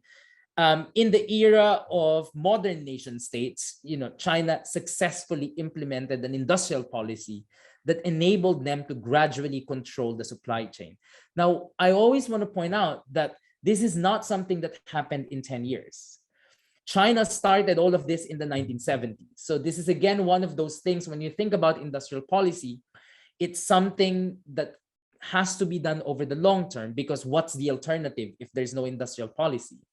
So you always have to think that way. If you don't want an industrial policy now, what is the alternative? Because what would be the source of growth in the future is something that you can determine from the point of view of the state agency, from the state institutions. What's particularly interesting is, I think, that China only became the dominant supplier, I think, after 1972, 1973, when they started investing in refining and processing. So in fact, today, in the rare earth industry, China is the only country that has control over the processing of heavy rare earth. Heavy rare earth elements are used for the clean energy, so wind turbine, PV panels, and EV specifically. Again, there are many applications for these minerals. These are the three big applications, sort of the really high value added ones. And China has successfully gradually controlled the sector. But what's interesting to also point out is that reserves and the mining production don't kind of come together hand in hand. China, of course, has the biggest known reserve, but that is largely because most countries that have potential rare earth projects refused to develop their mining industry. Again, the argument here goes back to the idea that REEs are heavily, they have very high socio-environmental costs. So for example, even if there are potential rare earth projects in Europe, European governments and the public generally did not want a mining supply chain until China started imposing its export control policy. So it's the fact that countries are dependent on China. It's the fact that the industrial competitiveness of Europe depends on China is what pushed countries to start rethinking about their mining policy. But that is just to say that this is all a reaction to Chinese industrial policy and Chinese control over rare earth elements. One important point, for example, is that Brazil has one of the biggest reserves, known reserves, but they don't mine REEs because they're located in some of them in indigenous lands in the Amazon, but also because China outpriced them and could outcompete them. So one of the main issues is if you want to enter the rare earth elements sector, even if you have the reserve, if you know China will just control the price and you cannot compete with the price, then you may actually be better off looking for other markets. And also, this is one thing that's interesting about this market. You don't mine rare earth on its own. So let's say you have an iron ore or a uranium ore, usually they have rare earth elements as well. Now you have to develop the processing technology to separate rare earth elements from uranium. So there's a kind of a different supply chain for that. So in the case of Brazil, for example, they had a niobium with lithium and with rare earth elements. So they decided to develop niobium, and that's why Brazil has 87% control over the niobium market. Brazil decided, instead of competing with China on rare earth, we will develop niobium, and then they developed applications for niobium. So now some industries in the missile and defense system require niobium.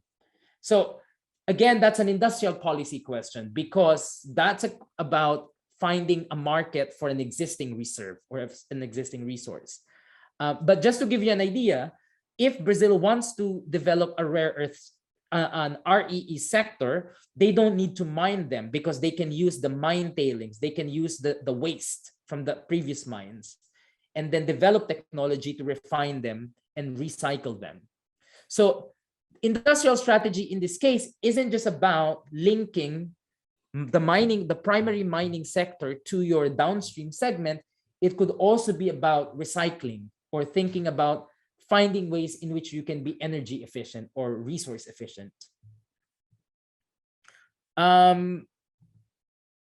Now, there's two general perspectives on China because of this. The first perspective is that China is then perceived as a threat to industrial competitiveness and trade dominance. This is a general perception that is now widespread in Europe. Bureaucrats have expressed the fact, for example, the idea that, well, China is not following the market rules because China doesn't want to export in the global market.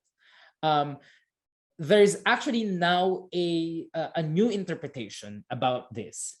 The EU Commission is aware that China has never played by the rules. That we think China played with the trade rule, but actually they didn't. So now there's a growing, recognition that the logic of global markets doesn't apply wholeheartedly in China. And so if we want to respond to the growing control of China over specific reserves, over the clean energy sector, we need to be more aware of the need for an industrial policy. So this is partly what explains the new Green Deal in Europe. This is what explains the infrastructure deal that they want to strike with African countries. So there's a lot more emphasis on strategic autonomy vis-a-vis China. Question as to why Europe doesn't have a mining industry is important here, because they could have had it, but they decided not to have it. And so part of the reason why they're extremely dependent on China is because they didn't want a domestic supply chain of mining. A large part of that has to do with limited knowledge of their own geology, but that has to do with the imperial legacy, the colonial legacy. Why would you extract minerals within Europe if you can get it from Africa, from Latin America? So there's a long historical rationale behind industrial policy in Europe, behind access to resource, that now is coming back to them. And there's a lot more policy discussion in Europe now about the need to create a regional supply chain, the need to open new mining projects, which is a big debate, because usually in Europe, if you open a mining project, there's going to be protests because they think it's bad for the environment. So there's a NIMBYism attitude within the European political context. And that's actually gradually being questioned or being reevaluated in the context of its extreme levels of dependency from China. The other thing is, of course, Europe, the EU, helped build an international economic order based around access to minerals through a liberal international order. And so arguably China's impact on the international system is that by controlling access to these critical minerals, it's also changing our perception of whether there's a world market, so to speak. Is it a free market? Is it a global market? And can countries simply buy products in the global market?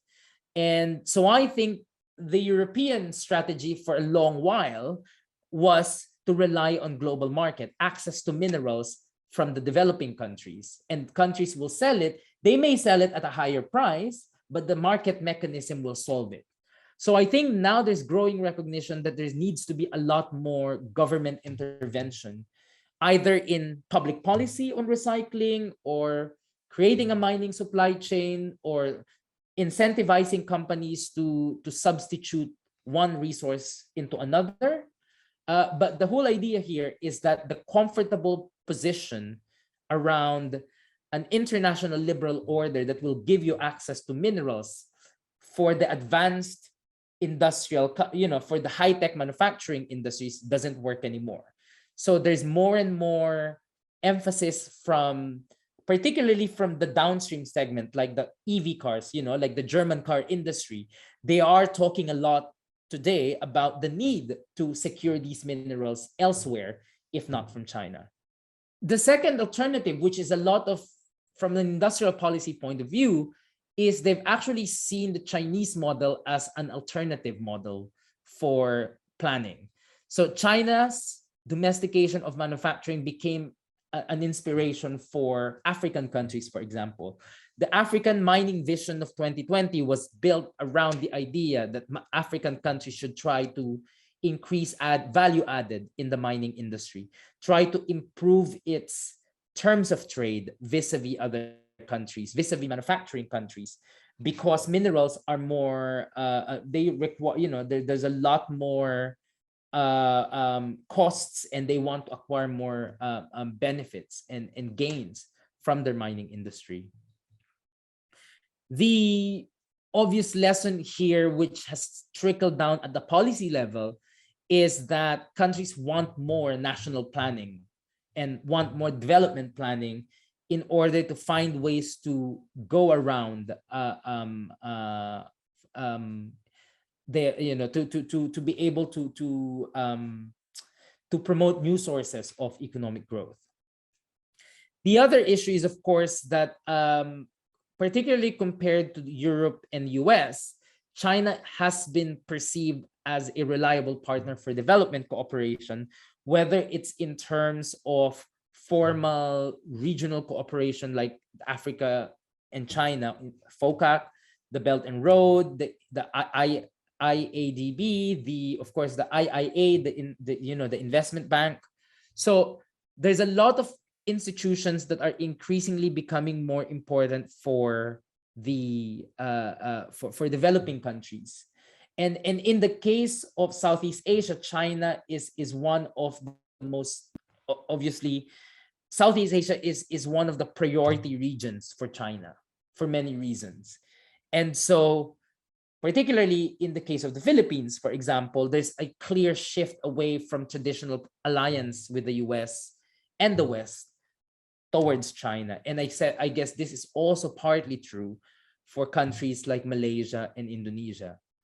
So increasingly, there's a balancing that's taking place between China and the US, and they're seeing this as an opportunity for investment, for development possibilities. The other thing that has been used and part of the project that we're looking at is the impact of China in supporting local development. So there are instances in which China would promote specific initiatives as a way to promote South-South initiative. We have been looking at the privatization of the port in Greece, because the Chinese have used this as a quote-unquote model for South-South relations. And so one of the things that have been the focus in most of these studies on BRI is the local developmental impact in terms of as China comes into, you know, these BRI countries. And for that reason, I think one of the main things that we've been looking at is the extent to which industrial policy has been used as a way to leverage, you know, the impact of China, the expanding presence of China in different countries, particularly for those mining countries. There's a lot more. One of the things that we want to look at in the project is the degree to which there's been successful coordinations between public and private actors, particularly in the case of Kazakhstan. We are really interested to look at how Central Asia is changing because of China's expansion through the BRI. We are also emphasizing, we're really looking at research and development as a source of, as a form of industrial policy, and the extent to which this is leading to sectoral promotion or even sectoral transformation of the structure, the industrial organization, the industrial markets, the market structure of the country, of the national economy. And then finally, we want to look at technology transfers for domestic companies, because we think this is the most important part of today, in the context of a supply chain that's heavily integrated, you know, integrating countries into the world market. The most important value addition that can take place is through technology transfer for domestic companies. And particularly in the case of critical raw materials, where there's limited access to them, technology transfer can be an instrument for countries, for governments to promote clean energy transition policies, but also to promote generally industrial efforts. But of course, I think one of the things that we want to emphasize is we can't look at industrial policy in a very traditional way. In particular, in the rare earth industry, there's growing demand for environmental regulations. Again, that debate about whether EU countries should have mining, a large part of that is the environmental question, a political versus the political question, which is how do we secure the autonomy of Europe vis-a-vis China specifically. So there's more emphasis on other goals and objectives in the industrial policy.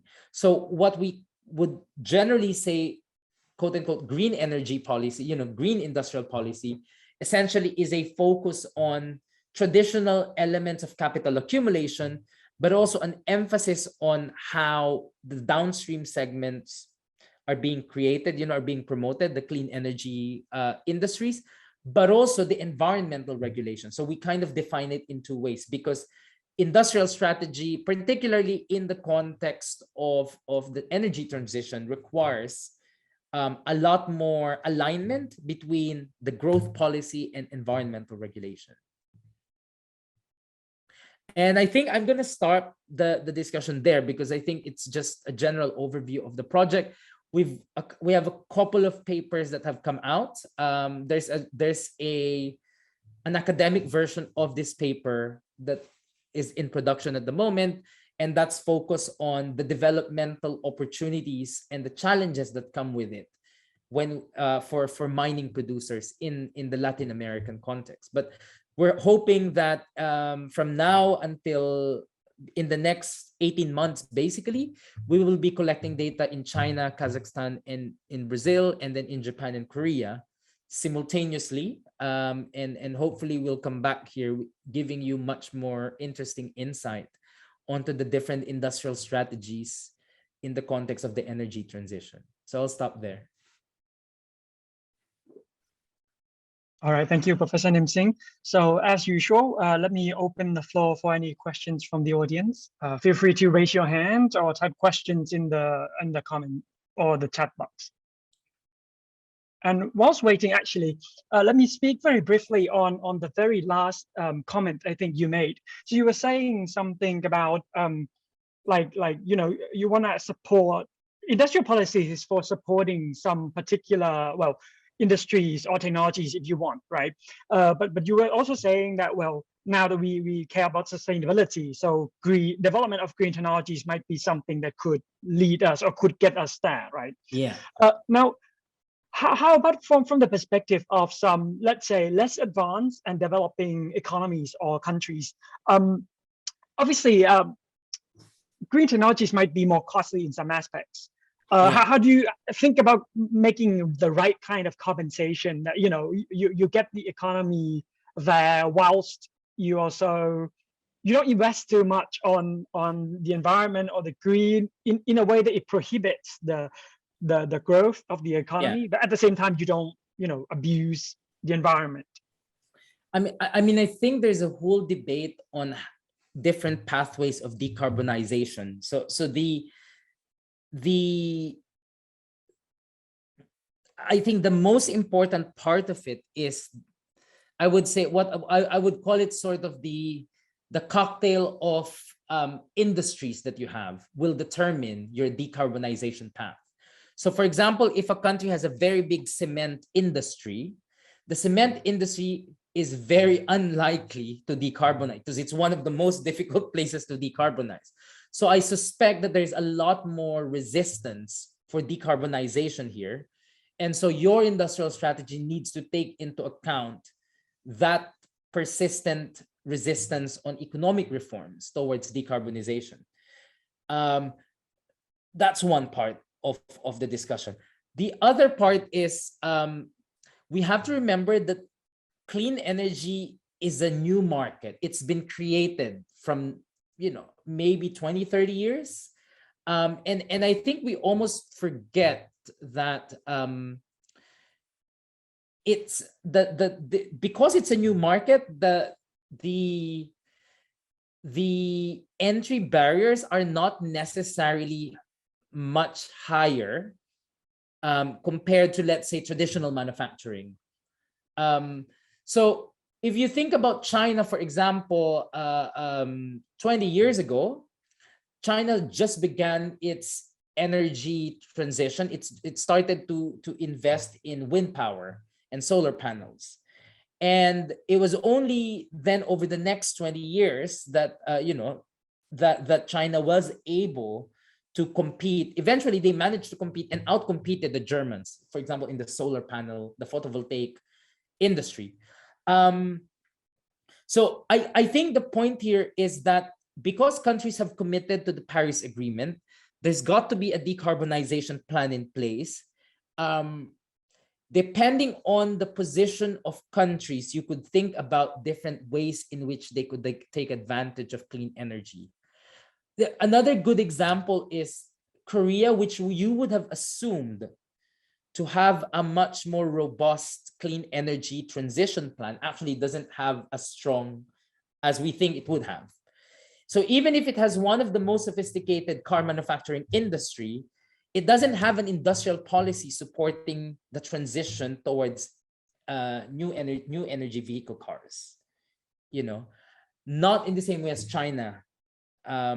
I don't know so one of the things we're looking at is Japan and Korea, because they have the biggest car manufacturing, you know, ICT. These are the industries that will be impacted directly by the clean energy transition. These are the same industries that will demand the minerals as well. So for countries that have possibilities of tapping into an export market, then an industrial strategy that aligns with a clean energy transition plan would make sense. So I guess, I mean, this is also like a question of where countries are positioned. I can speak for the Philippines, because Philippines has nickel and Indonesia. And so Philippines and Indonesia would be excellent example just to see. I think it's kind of like a real world experiment of one country, Indonesia, wanting to gain more value added in nickel. And so they've implemented more restrictive mining regulations, whereas the Philippines have not done anything at all. And so you can kind of see what an industrial policy looks like in Indonesia, with an Indonesian example, and then another example where there's none at all. And you can see sort of the big difference, because like the nickel industry, for example, in Indonesia, they're not allowed to export raw materials, which means that if the prices go up and it forces companies in the future to invest in refining and processing nickel within Indonesia, then eventually you could imagine at least that value-added activities in nickel processing will have to take place in Indonesia if they maintain that policy. Whereas that nickel will always be exported as raw material from the Philippines to the export market. And then number two, that foreign investment is the dominant mode of capital accumulation and the dominant mode of extraction in the Philippines. And so most of the mining projects are either owned by Australians or Chinese. So then the nickel mining industry is going to be a situation where some countries with nickel who want some industrial strategy will put in place some policies of resource conservation or protectionism. And then you would have a case where countries that want access to the mineral will create that supply chain for them.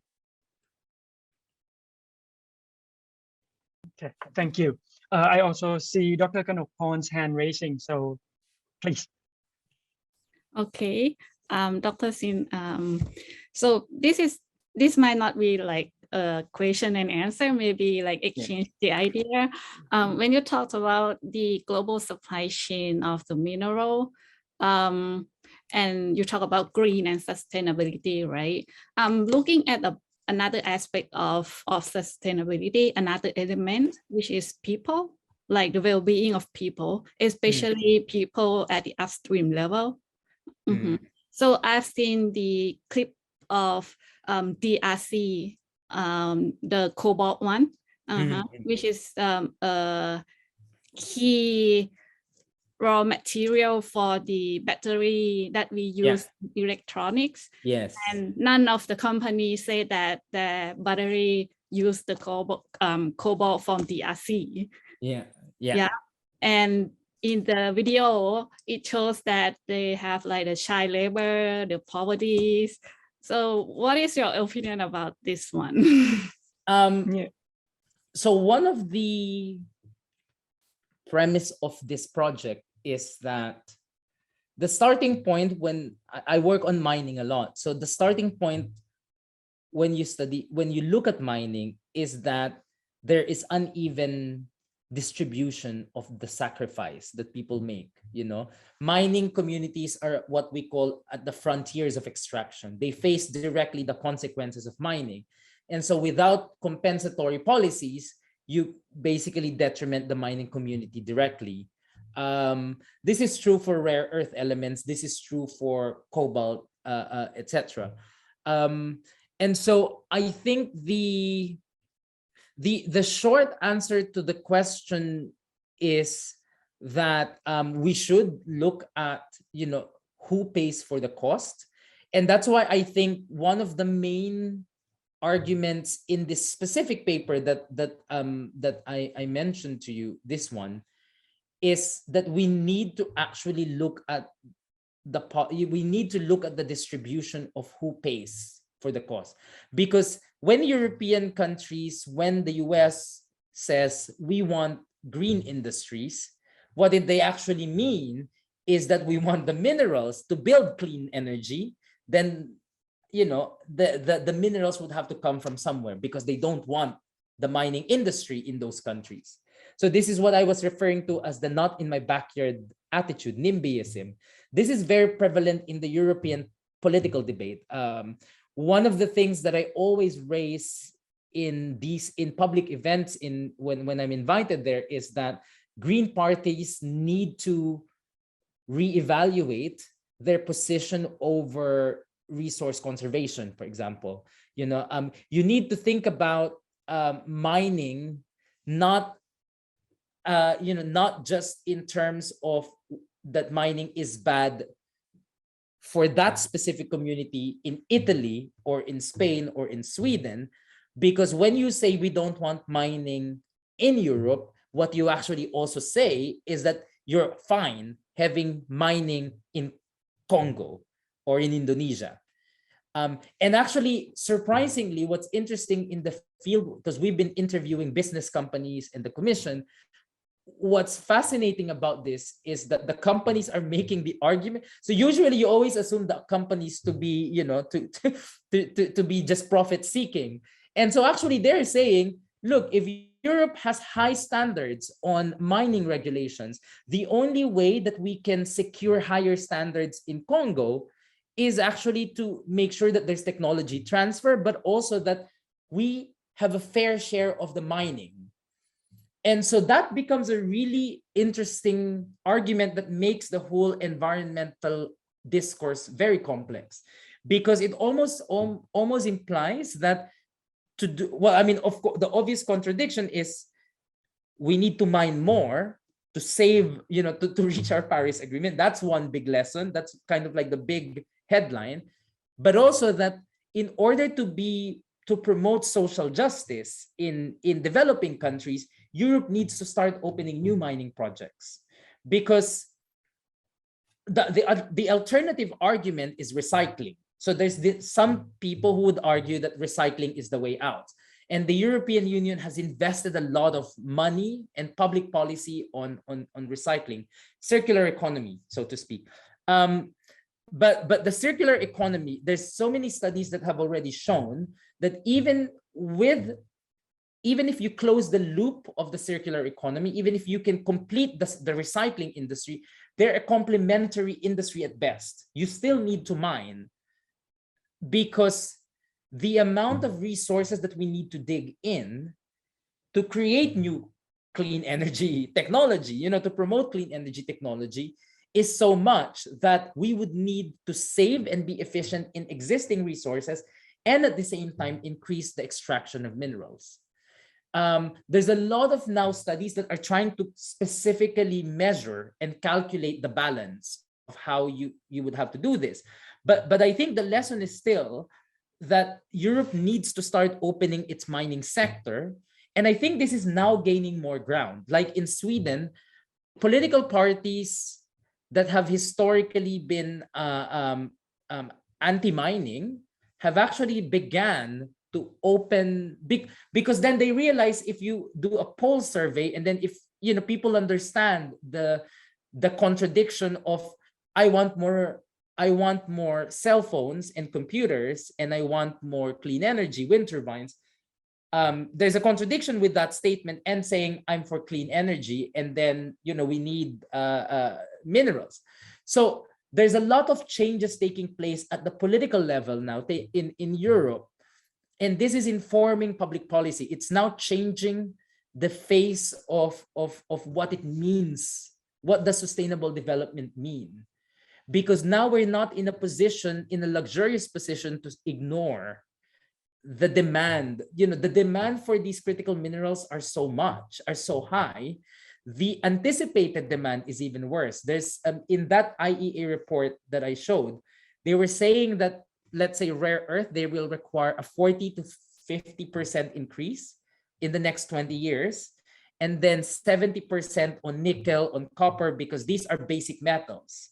So even like basic metals, not even the critical mineral, not even the rare metals, base metals, iron, copper, aluminum, we will need more of them. And so even with recycling as a strategy, you would need primary mining. So that's the fundamental contradiction. And I think that's an argument that needs to be pushed at a wider discussion at the macro level, because I think when you start talking about trade and investment policy, when you start to think about setting international standards on mining, on conflict, we don't want child labor in Congo. All these things are premised on the assumption that we will have enough. And I just don't think we don't have that. We can't take that assumption anymore. I think that's the whole contradiction of the mining industry, the energy transition debate. And I don't think this is a particularly contentious position anymore. Like after 1 year, I realized there's a lot more people who are realizing it, but not everyone still. Yeah. Okay. Thank you very much for your opinion. Thank you. Is there any other question? And whilst waiting, let me ask another question as a follow-up on the discussion that we've just had.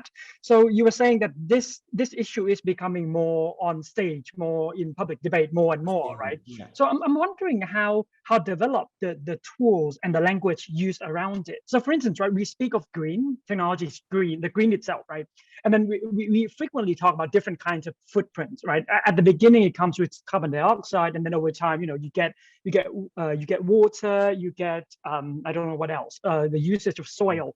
Now when it comes to issues around mining, has there been some form of tools or methodologies or something of the kind that is used to measure how we could go towards the path of sustainability?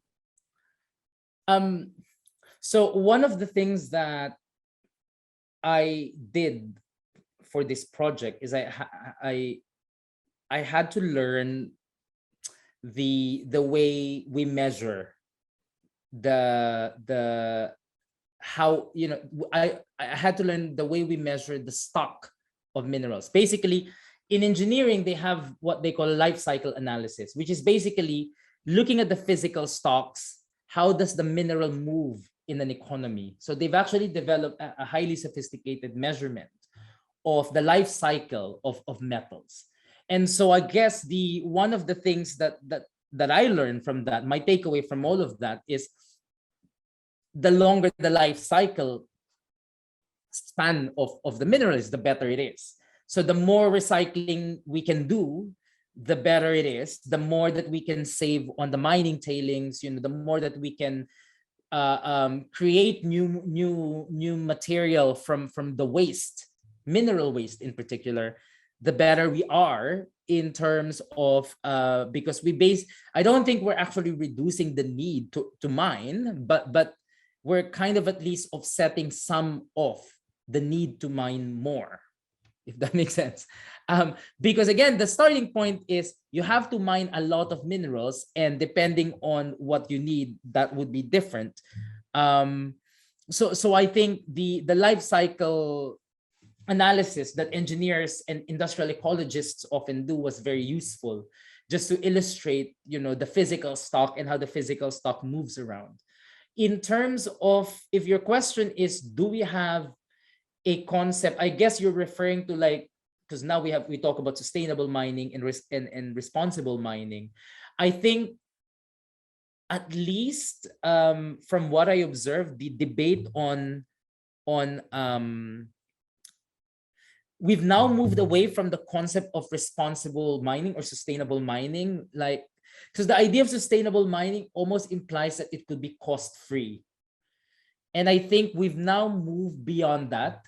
And you would have people in the commission, for example, saying in conferences, that there is no such a thing as cost-free mining. Every time we extract minerals, we have carbon footprints. We have to measure the environmental impact of all these activities. So even with the best case scenario of minimizing mineral extraction, we're still impacting the environment.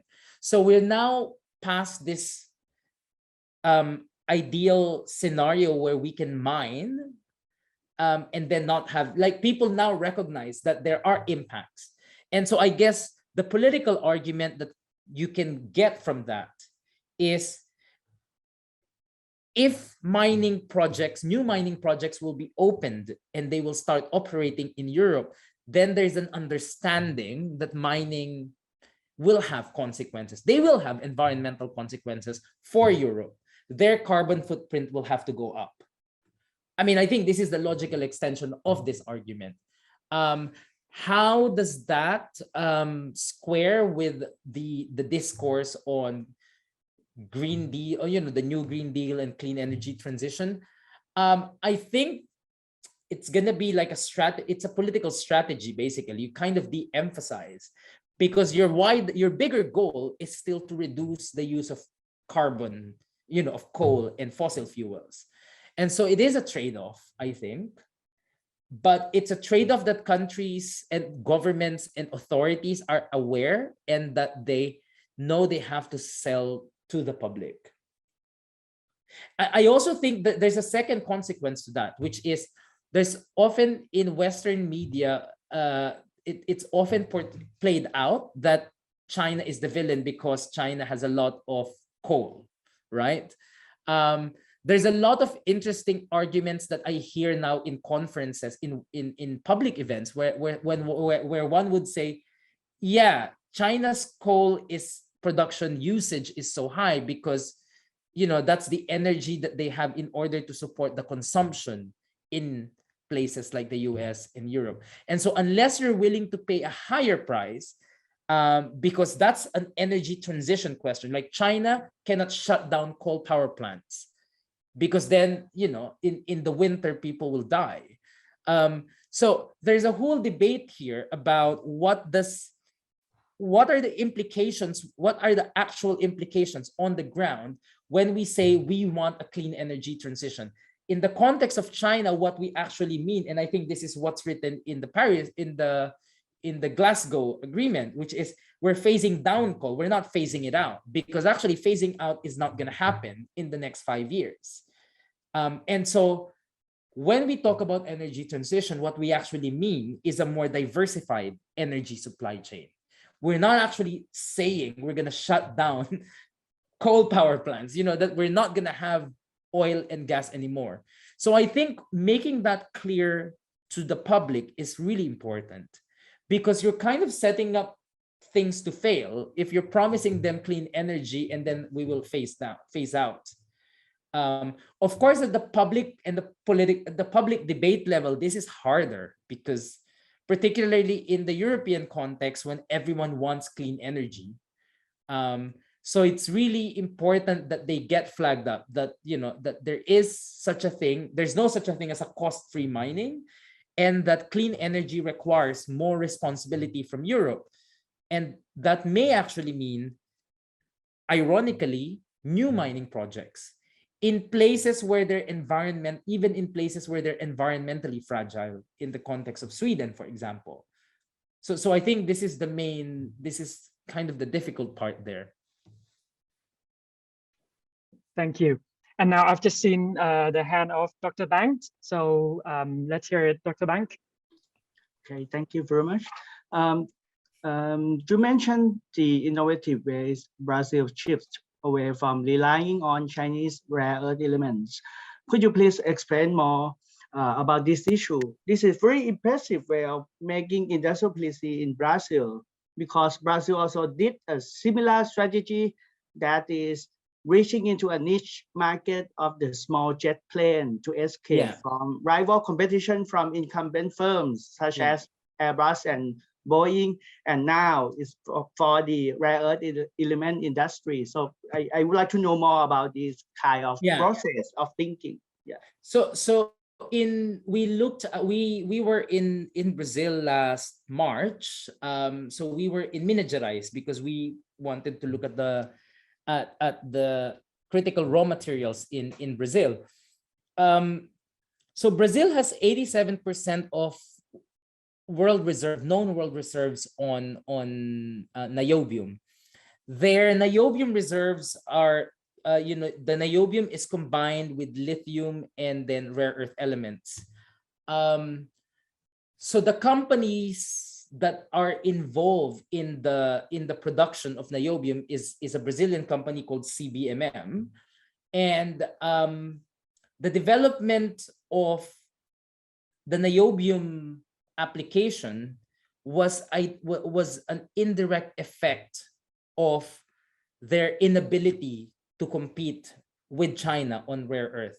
So why the point is, why would you spend so much money as a private company into processing technology on rare earth if China can just outprice you? And so they've decided that the strategy is to find new markets for niobium. And most of these market is in the missile and defense sector, not even in clean energy. So the clean energy is a new thing. It's a new phase of niobium. Now we know niobium is important for new energy vehicles, NEVs, you know, electric vehicles and hybrid cars. And of course, because Brazil has a big car industry, this is a potential market in the future. But in the past, it was never, you know, it was really because they could not compete with China. And that the other issue is not just that China can outprice them.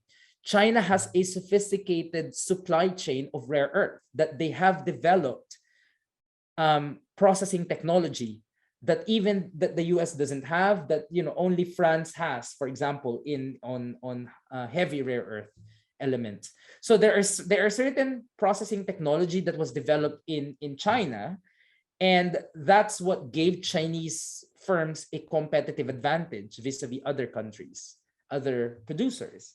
So as a response, then you know, niobium was developed, a niobium application.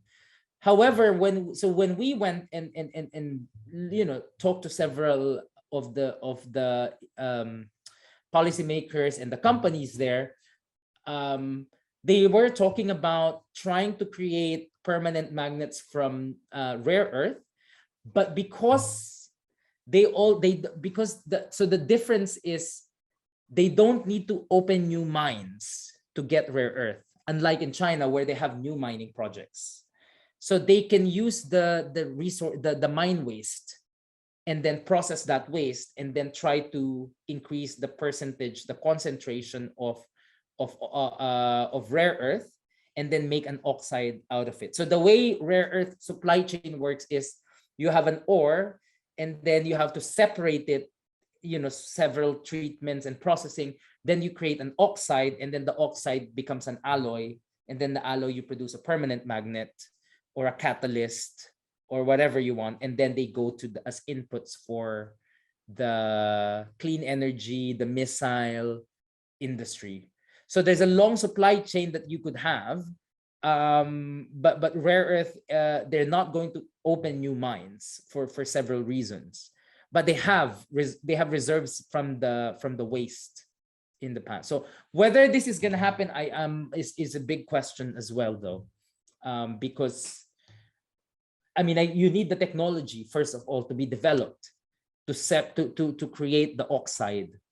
And then afterwards, that's the only time that you could use it as inputs for other industry. The other issue, of course, is that in Brazil, wind power is one of the new and emerging industries. So Brazil has just there's a big development in the wind industry in Brazil, wind turbines. So potentially niobium and rare earth will be an important input into the supply chain if they develop the wind power further. So that's the supply chain story for Brazil. Thank you.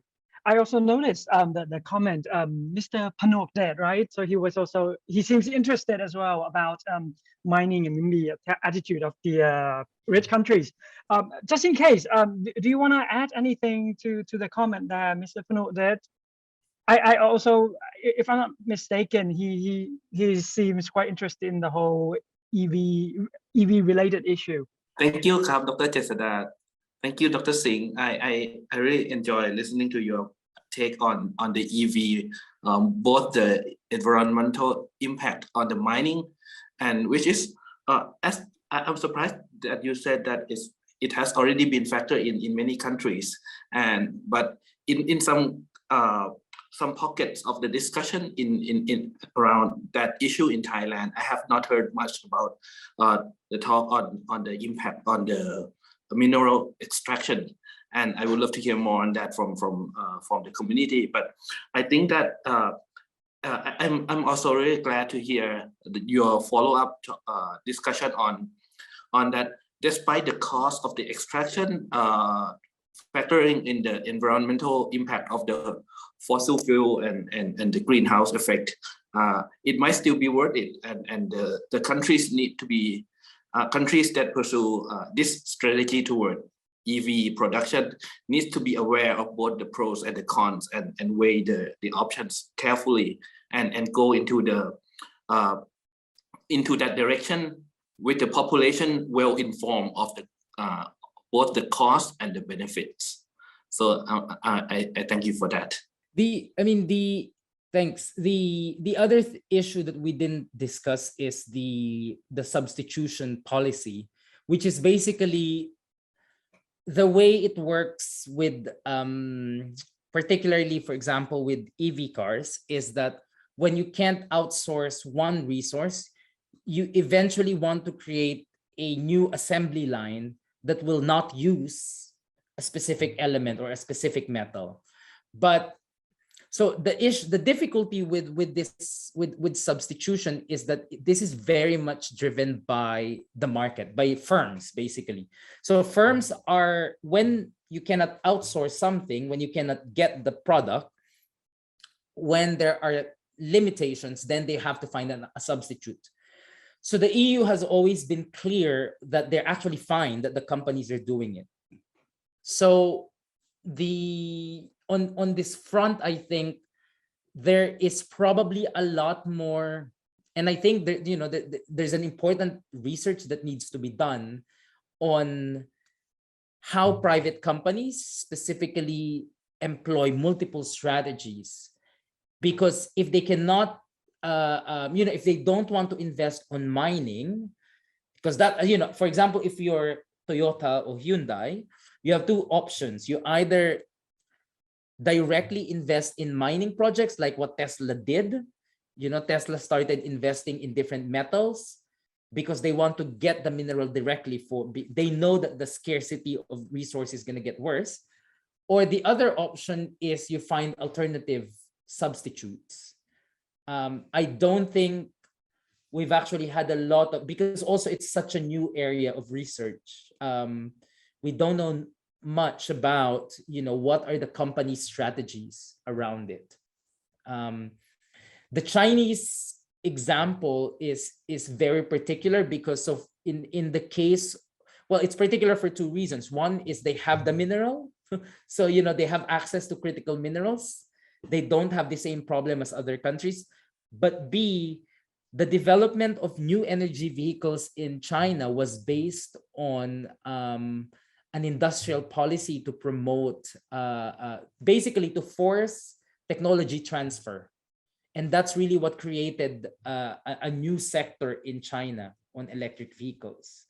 So there was joint ventures being forcible joint ventures between multinational companies and Chinese companies, but also domestic regulation. So for example, increasing local content, forcing companies that if they want access to Chinese market, they need to gradually increase domestic content. So basically using Chinese products, Chinese manufacturing inputs, instead of just importing them from abroad. So you can't just then build in a factory in China and then export it again. You have to start buying using Chinese inputs in the supply chain. So yeah, so that's why a bit China is an exception, in this case.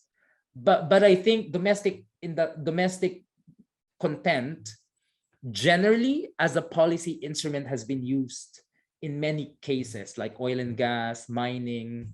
It's not an unusual policy. Thank you.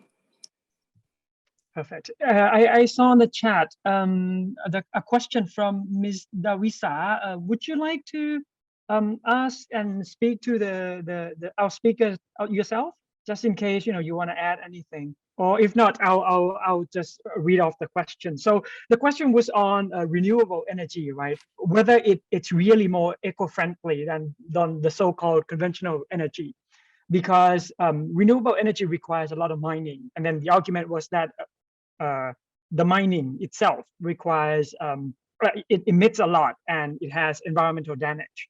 So now I think she's asking for your opinion, whether we can really make the green industry or green or renewable energy transition using the so-called renewable energy. Well, I mean, compared to coal and fossil fuel, I think it's still better. it's between a rock and a hard place. I think that's how I would put it, because yes, you need to extract more minerals because that's what the energy transition requires. But the alternative, the option of not doing anything, we know also doesn't work, because then we will have 2 degrees Celsius warming. And there's a lot of, I don't know to what extent the public would agree on the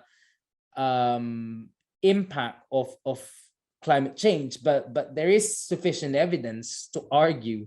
I would even say not to argue, but to believe, to accept that it's going to be problematic for a lot of things, that if we don't do anything. So yeah, then of course the argument is then that kind of takes us to a different place, whether if we don't do anything, what happens after. So I don't even think for policymakers people would think that way, because that would be like an inaction. The cost of inaction is higher.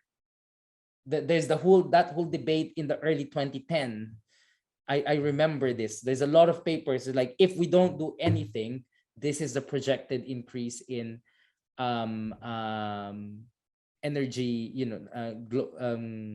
carbon emissions. But the other thing that I want to say is there's also a lot. It's pretty important to remember that there have been instances in modern history that at critical junctures, countries, governments enact policies that radically change. Certain things get introduced, and then that changes the whole dynamic. So, I mean, I guess the question of whether it's greener is a difficult question, but the cost of inaction is so high. And so yeah, I don't know. I think, and it's almost also, I think, kind of difficult, because if you look at the distribution of emissions, European countries still use a lot of energy. And so I guess the whole point is they have to do something. And whether that's through clean energy transition or technology transfer, I think, yeah, that they just have to be able to do, they have to be able to implement a clean energy transition much more than any other place. Of course, the argument that, yeah, Africa did not consume as much historical emissions, why are they going to pay for it? Yes, that's a social justice argument, I think, and we take that point. But that doesn't change the fact that something has to be done. And at the moment, renewable energy is the best option at the front. Yeah. I mean, there's a whole debate in Sweden, for example, about transfer technology on mining. Because if the argument is, yes, so one of the business arguments, the business firms, the association's argument here is that European mining companies can implement, if forced, if compelled, they can implement higher environmental standards and regulations. So it's not like 19th century mining. Then the responsibility is, are they implementing it? Which is kind of like an implementation capacity question. But there is technology that can be transferred. There is technology that can be used to elevate and to improve mining extraction. I know that in the mining industry, there's a whole debate about the environmental impact, that the footprints between small scale and large scale mining, for example. But then that takes you to a different set of debates. Some would argue the problem is small scale mining, they don't have standards, etc. But again, I think in the end, that's like a debate about implementation capacity Can we help? Can we transfer technology? So that's kind of a different debate. But then still the question is, there's still no question whether or not European governments should promote clean energy. So I do think that that's a no option for them, at least. Maybe for other developing countries, there's a different debate, I think. Because yeah, it's a trade-off question, right? Like there's a lot of investment that you need, etc. I find that those countries that successfully pivoted towards clean energy, Korea, China, even Japan, one of the common feature of their policy is that they've always looked at clean energy as an export market. It's something that you can tap on. It's a business opportunity. And so from a development perspective, that's how I come up with that's where I come from when I argue that you have to allow mining countries to put in place industrial policy on mining using the mining sector, because for them that's the compensation part of it's a compensation to the fact that they will be paying for the clean energy transition. Perfect. Thank you very much, Professor. Is there any other question at hand? If not, let me bring everyone back towards where we start. I think it was on industrial policies, right? So in general. So let me ask you this question as a last question then. I think one of the counter argument, let's say, for industrial policies would be that, one could argue that beneficiaries of industrial policies would be either the businesses or the bureaucrats, right? Yeah. But I think one thing that people might have forgotten is that industrial policies could also benefit the society. I think this is what you said at the beginning. It could benefit the society as a whole, even more. So perhaps if you could elaborate on this just a little bit more, and if you have anything to add at the very end, please. I think we can spend, say, about 5 minutes on as a wrapping up, if you'd like. So, I mean, I think that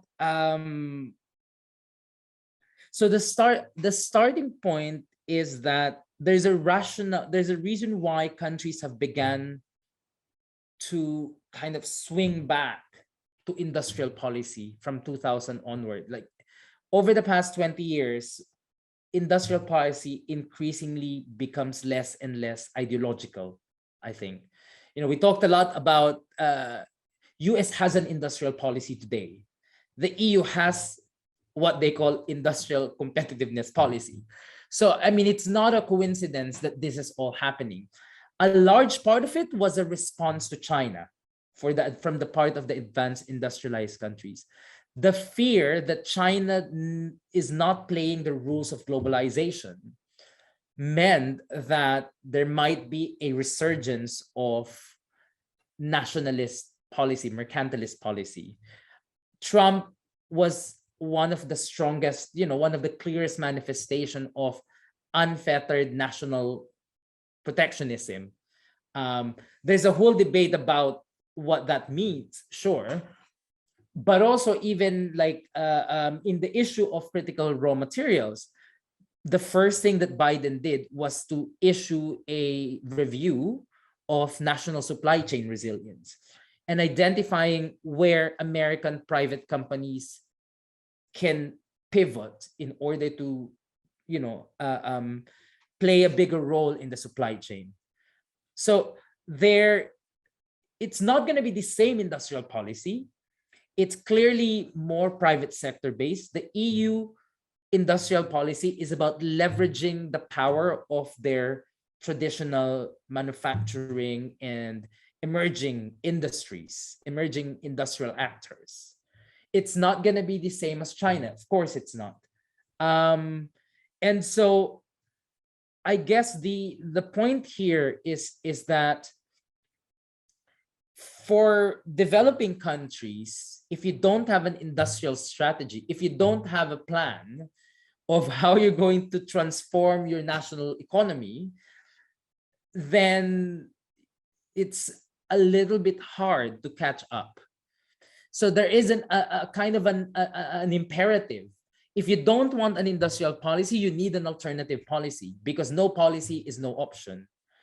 Of course, if you decide not to have anything, sure, that's a different question. So I think that's the first point, that if developed countries have begun to change they've changed the tune in the dance, we must follow that. Developing countries are required to find their own pathway of industrialization. And that's why I think the clean energy pathway is offering so much possibilities, because it offers possibilities for mining countries. It offers possibilities for countries with some ability to promote, to produce semiconductors. If you have a small computer industry, there's a value chain, there's a supply chain there, a complex supply chain in which one could imagine participating in this supply chain. And so I think it's a call for a policy to rethink industrial policy, to look at industrial policy in a different light. Of course, there's a whole debate about who benefits, and we talked about this, who benefits, and also the issue of corruption is central to industrial policy. The idea that rent seeking will be embedded, the state, has no ability to mitigate this. The political problems that are associated with industrial policy are not exclusively because of industrial policy.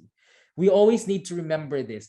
In the same way, so, there's a whole debate on mining and corruption, that there's more corruption in mining, but there's also corruption in other places. The causal mechanism of what explains more corruption in mining, I don't think there's systematic evidence for that. Of course, as policymakers, that's not a position you kind of want to take, right?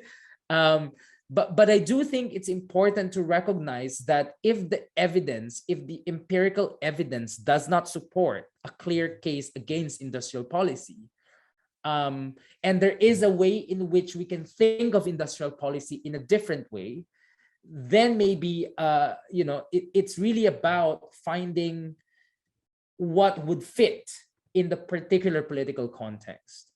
If an economy is a resource-based economy, there is no reason why you'd want to insist on manufacturing if the existing comparative advantages point to developing natural resource-based activities. So I mean, I think, again, these are quite good examples of thinking about how we have to be flexible when we think of industrial policy. It isn't about industry or manufacturing anymore. It's really about, if countries like India and Philippines, where they have a big IT infrastructure, maybe the industrial strategy is about building around promoting investment in those sectors. If the economy is based on service-oriented economy, then you need to think about what are the different ways you can add value and move from a low-level service economy to a high-level, high-value service economy. So there's no pathway which you can take, and yes, these political issues are there. These political problems will be there. But I think it's pretty important that there is political will to promote industrial strategy. They come and go as well. Let's not forget that Brazil did not have an explicit industrial strategy in the past 5-6 years because the government does not want to talk about industrial policy. So it's also important to recognize that this is also a political question, and could be ideological as well sometimes. But yeah, I would err on the side that industrial policy is important. The details and the politics around it will be different, and it's really hard to get it right. But I do think that's but that's true for any development policy. I think, just as a last point, I always think that it's harder to find successful cases in anything.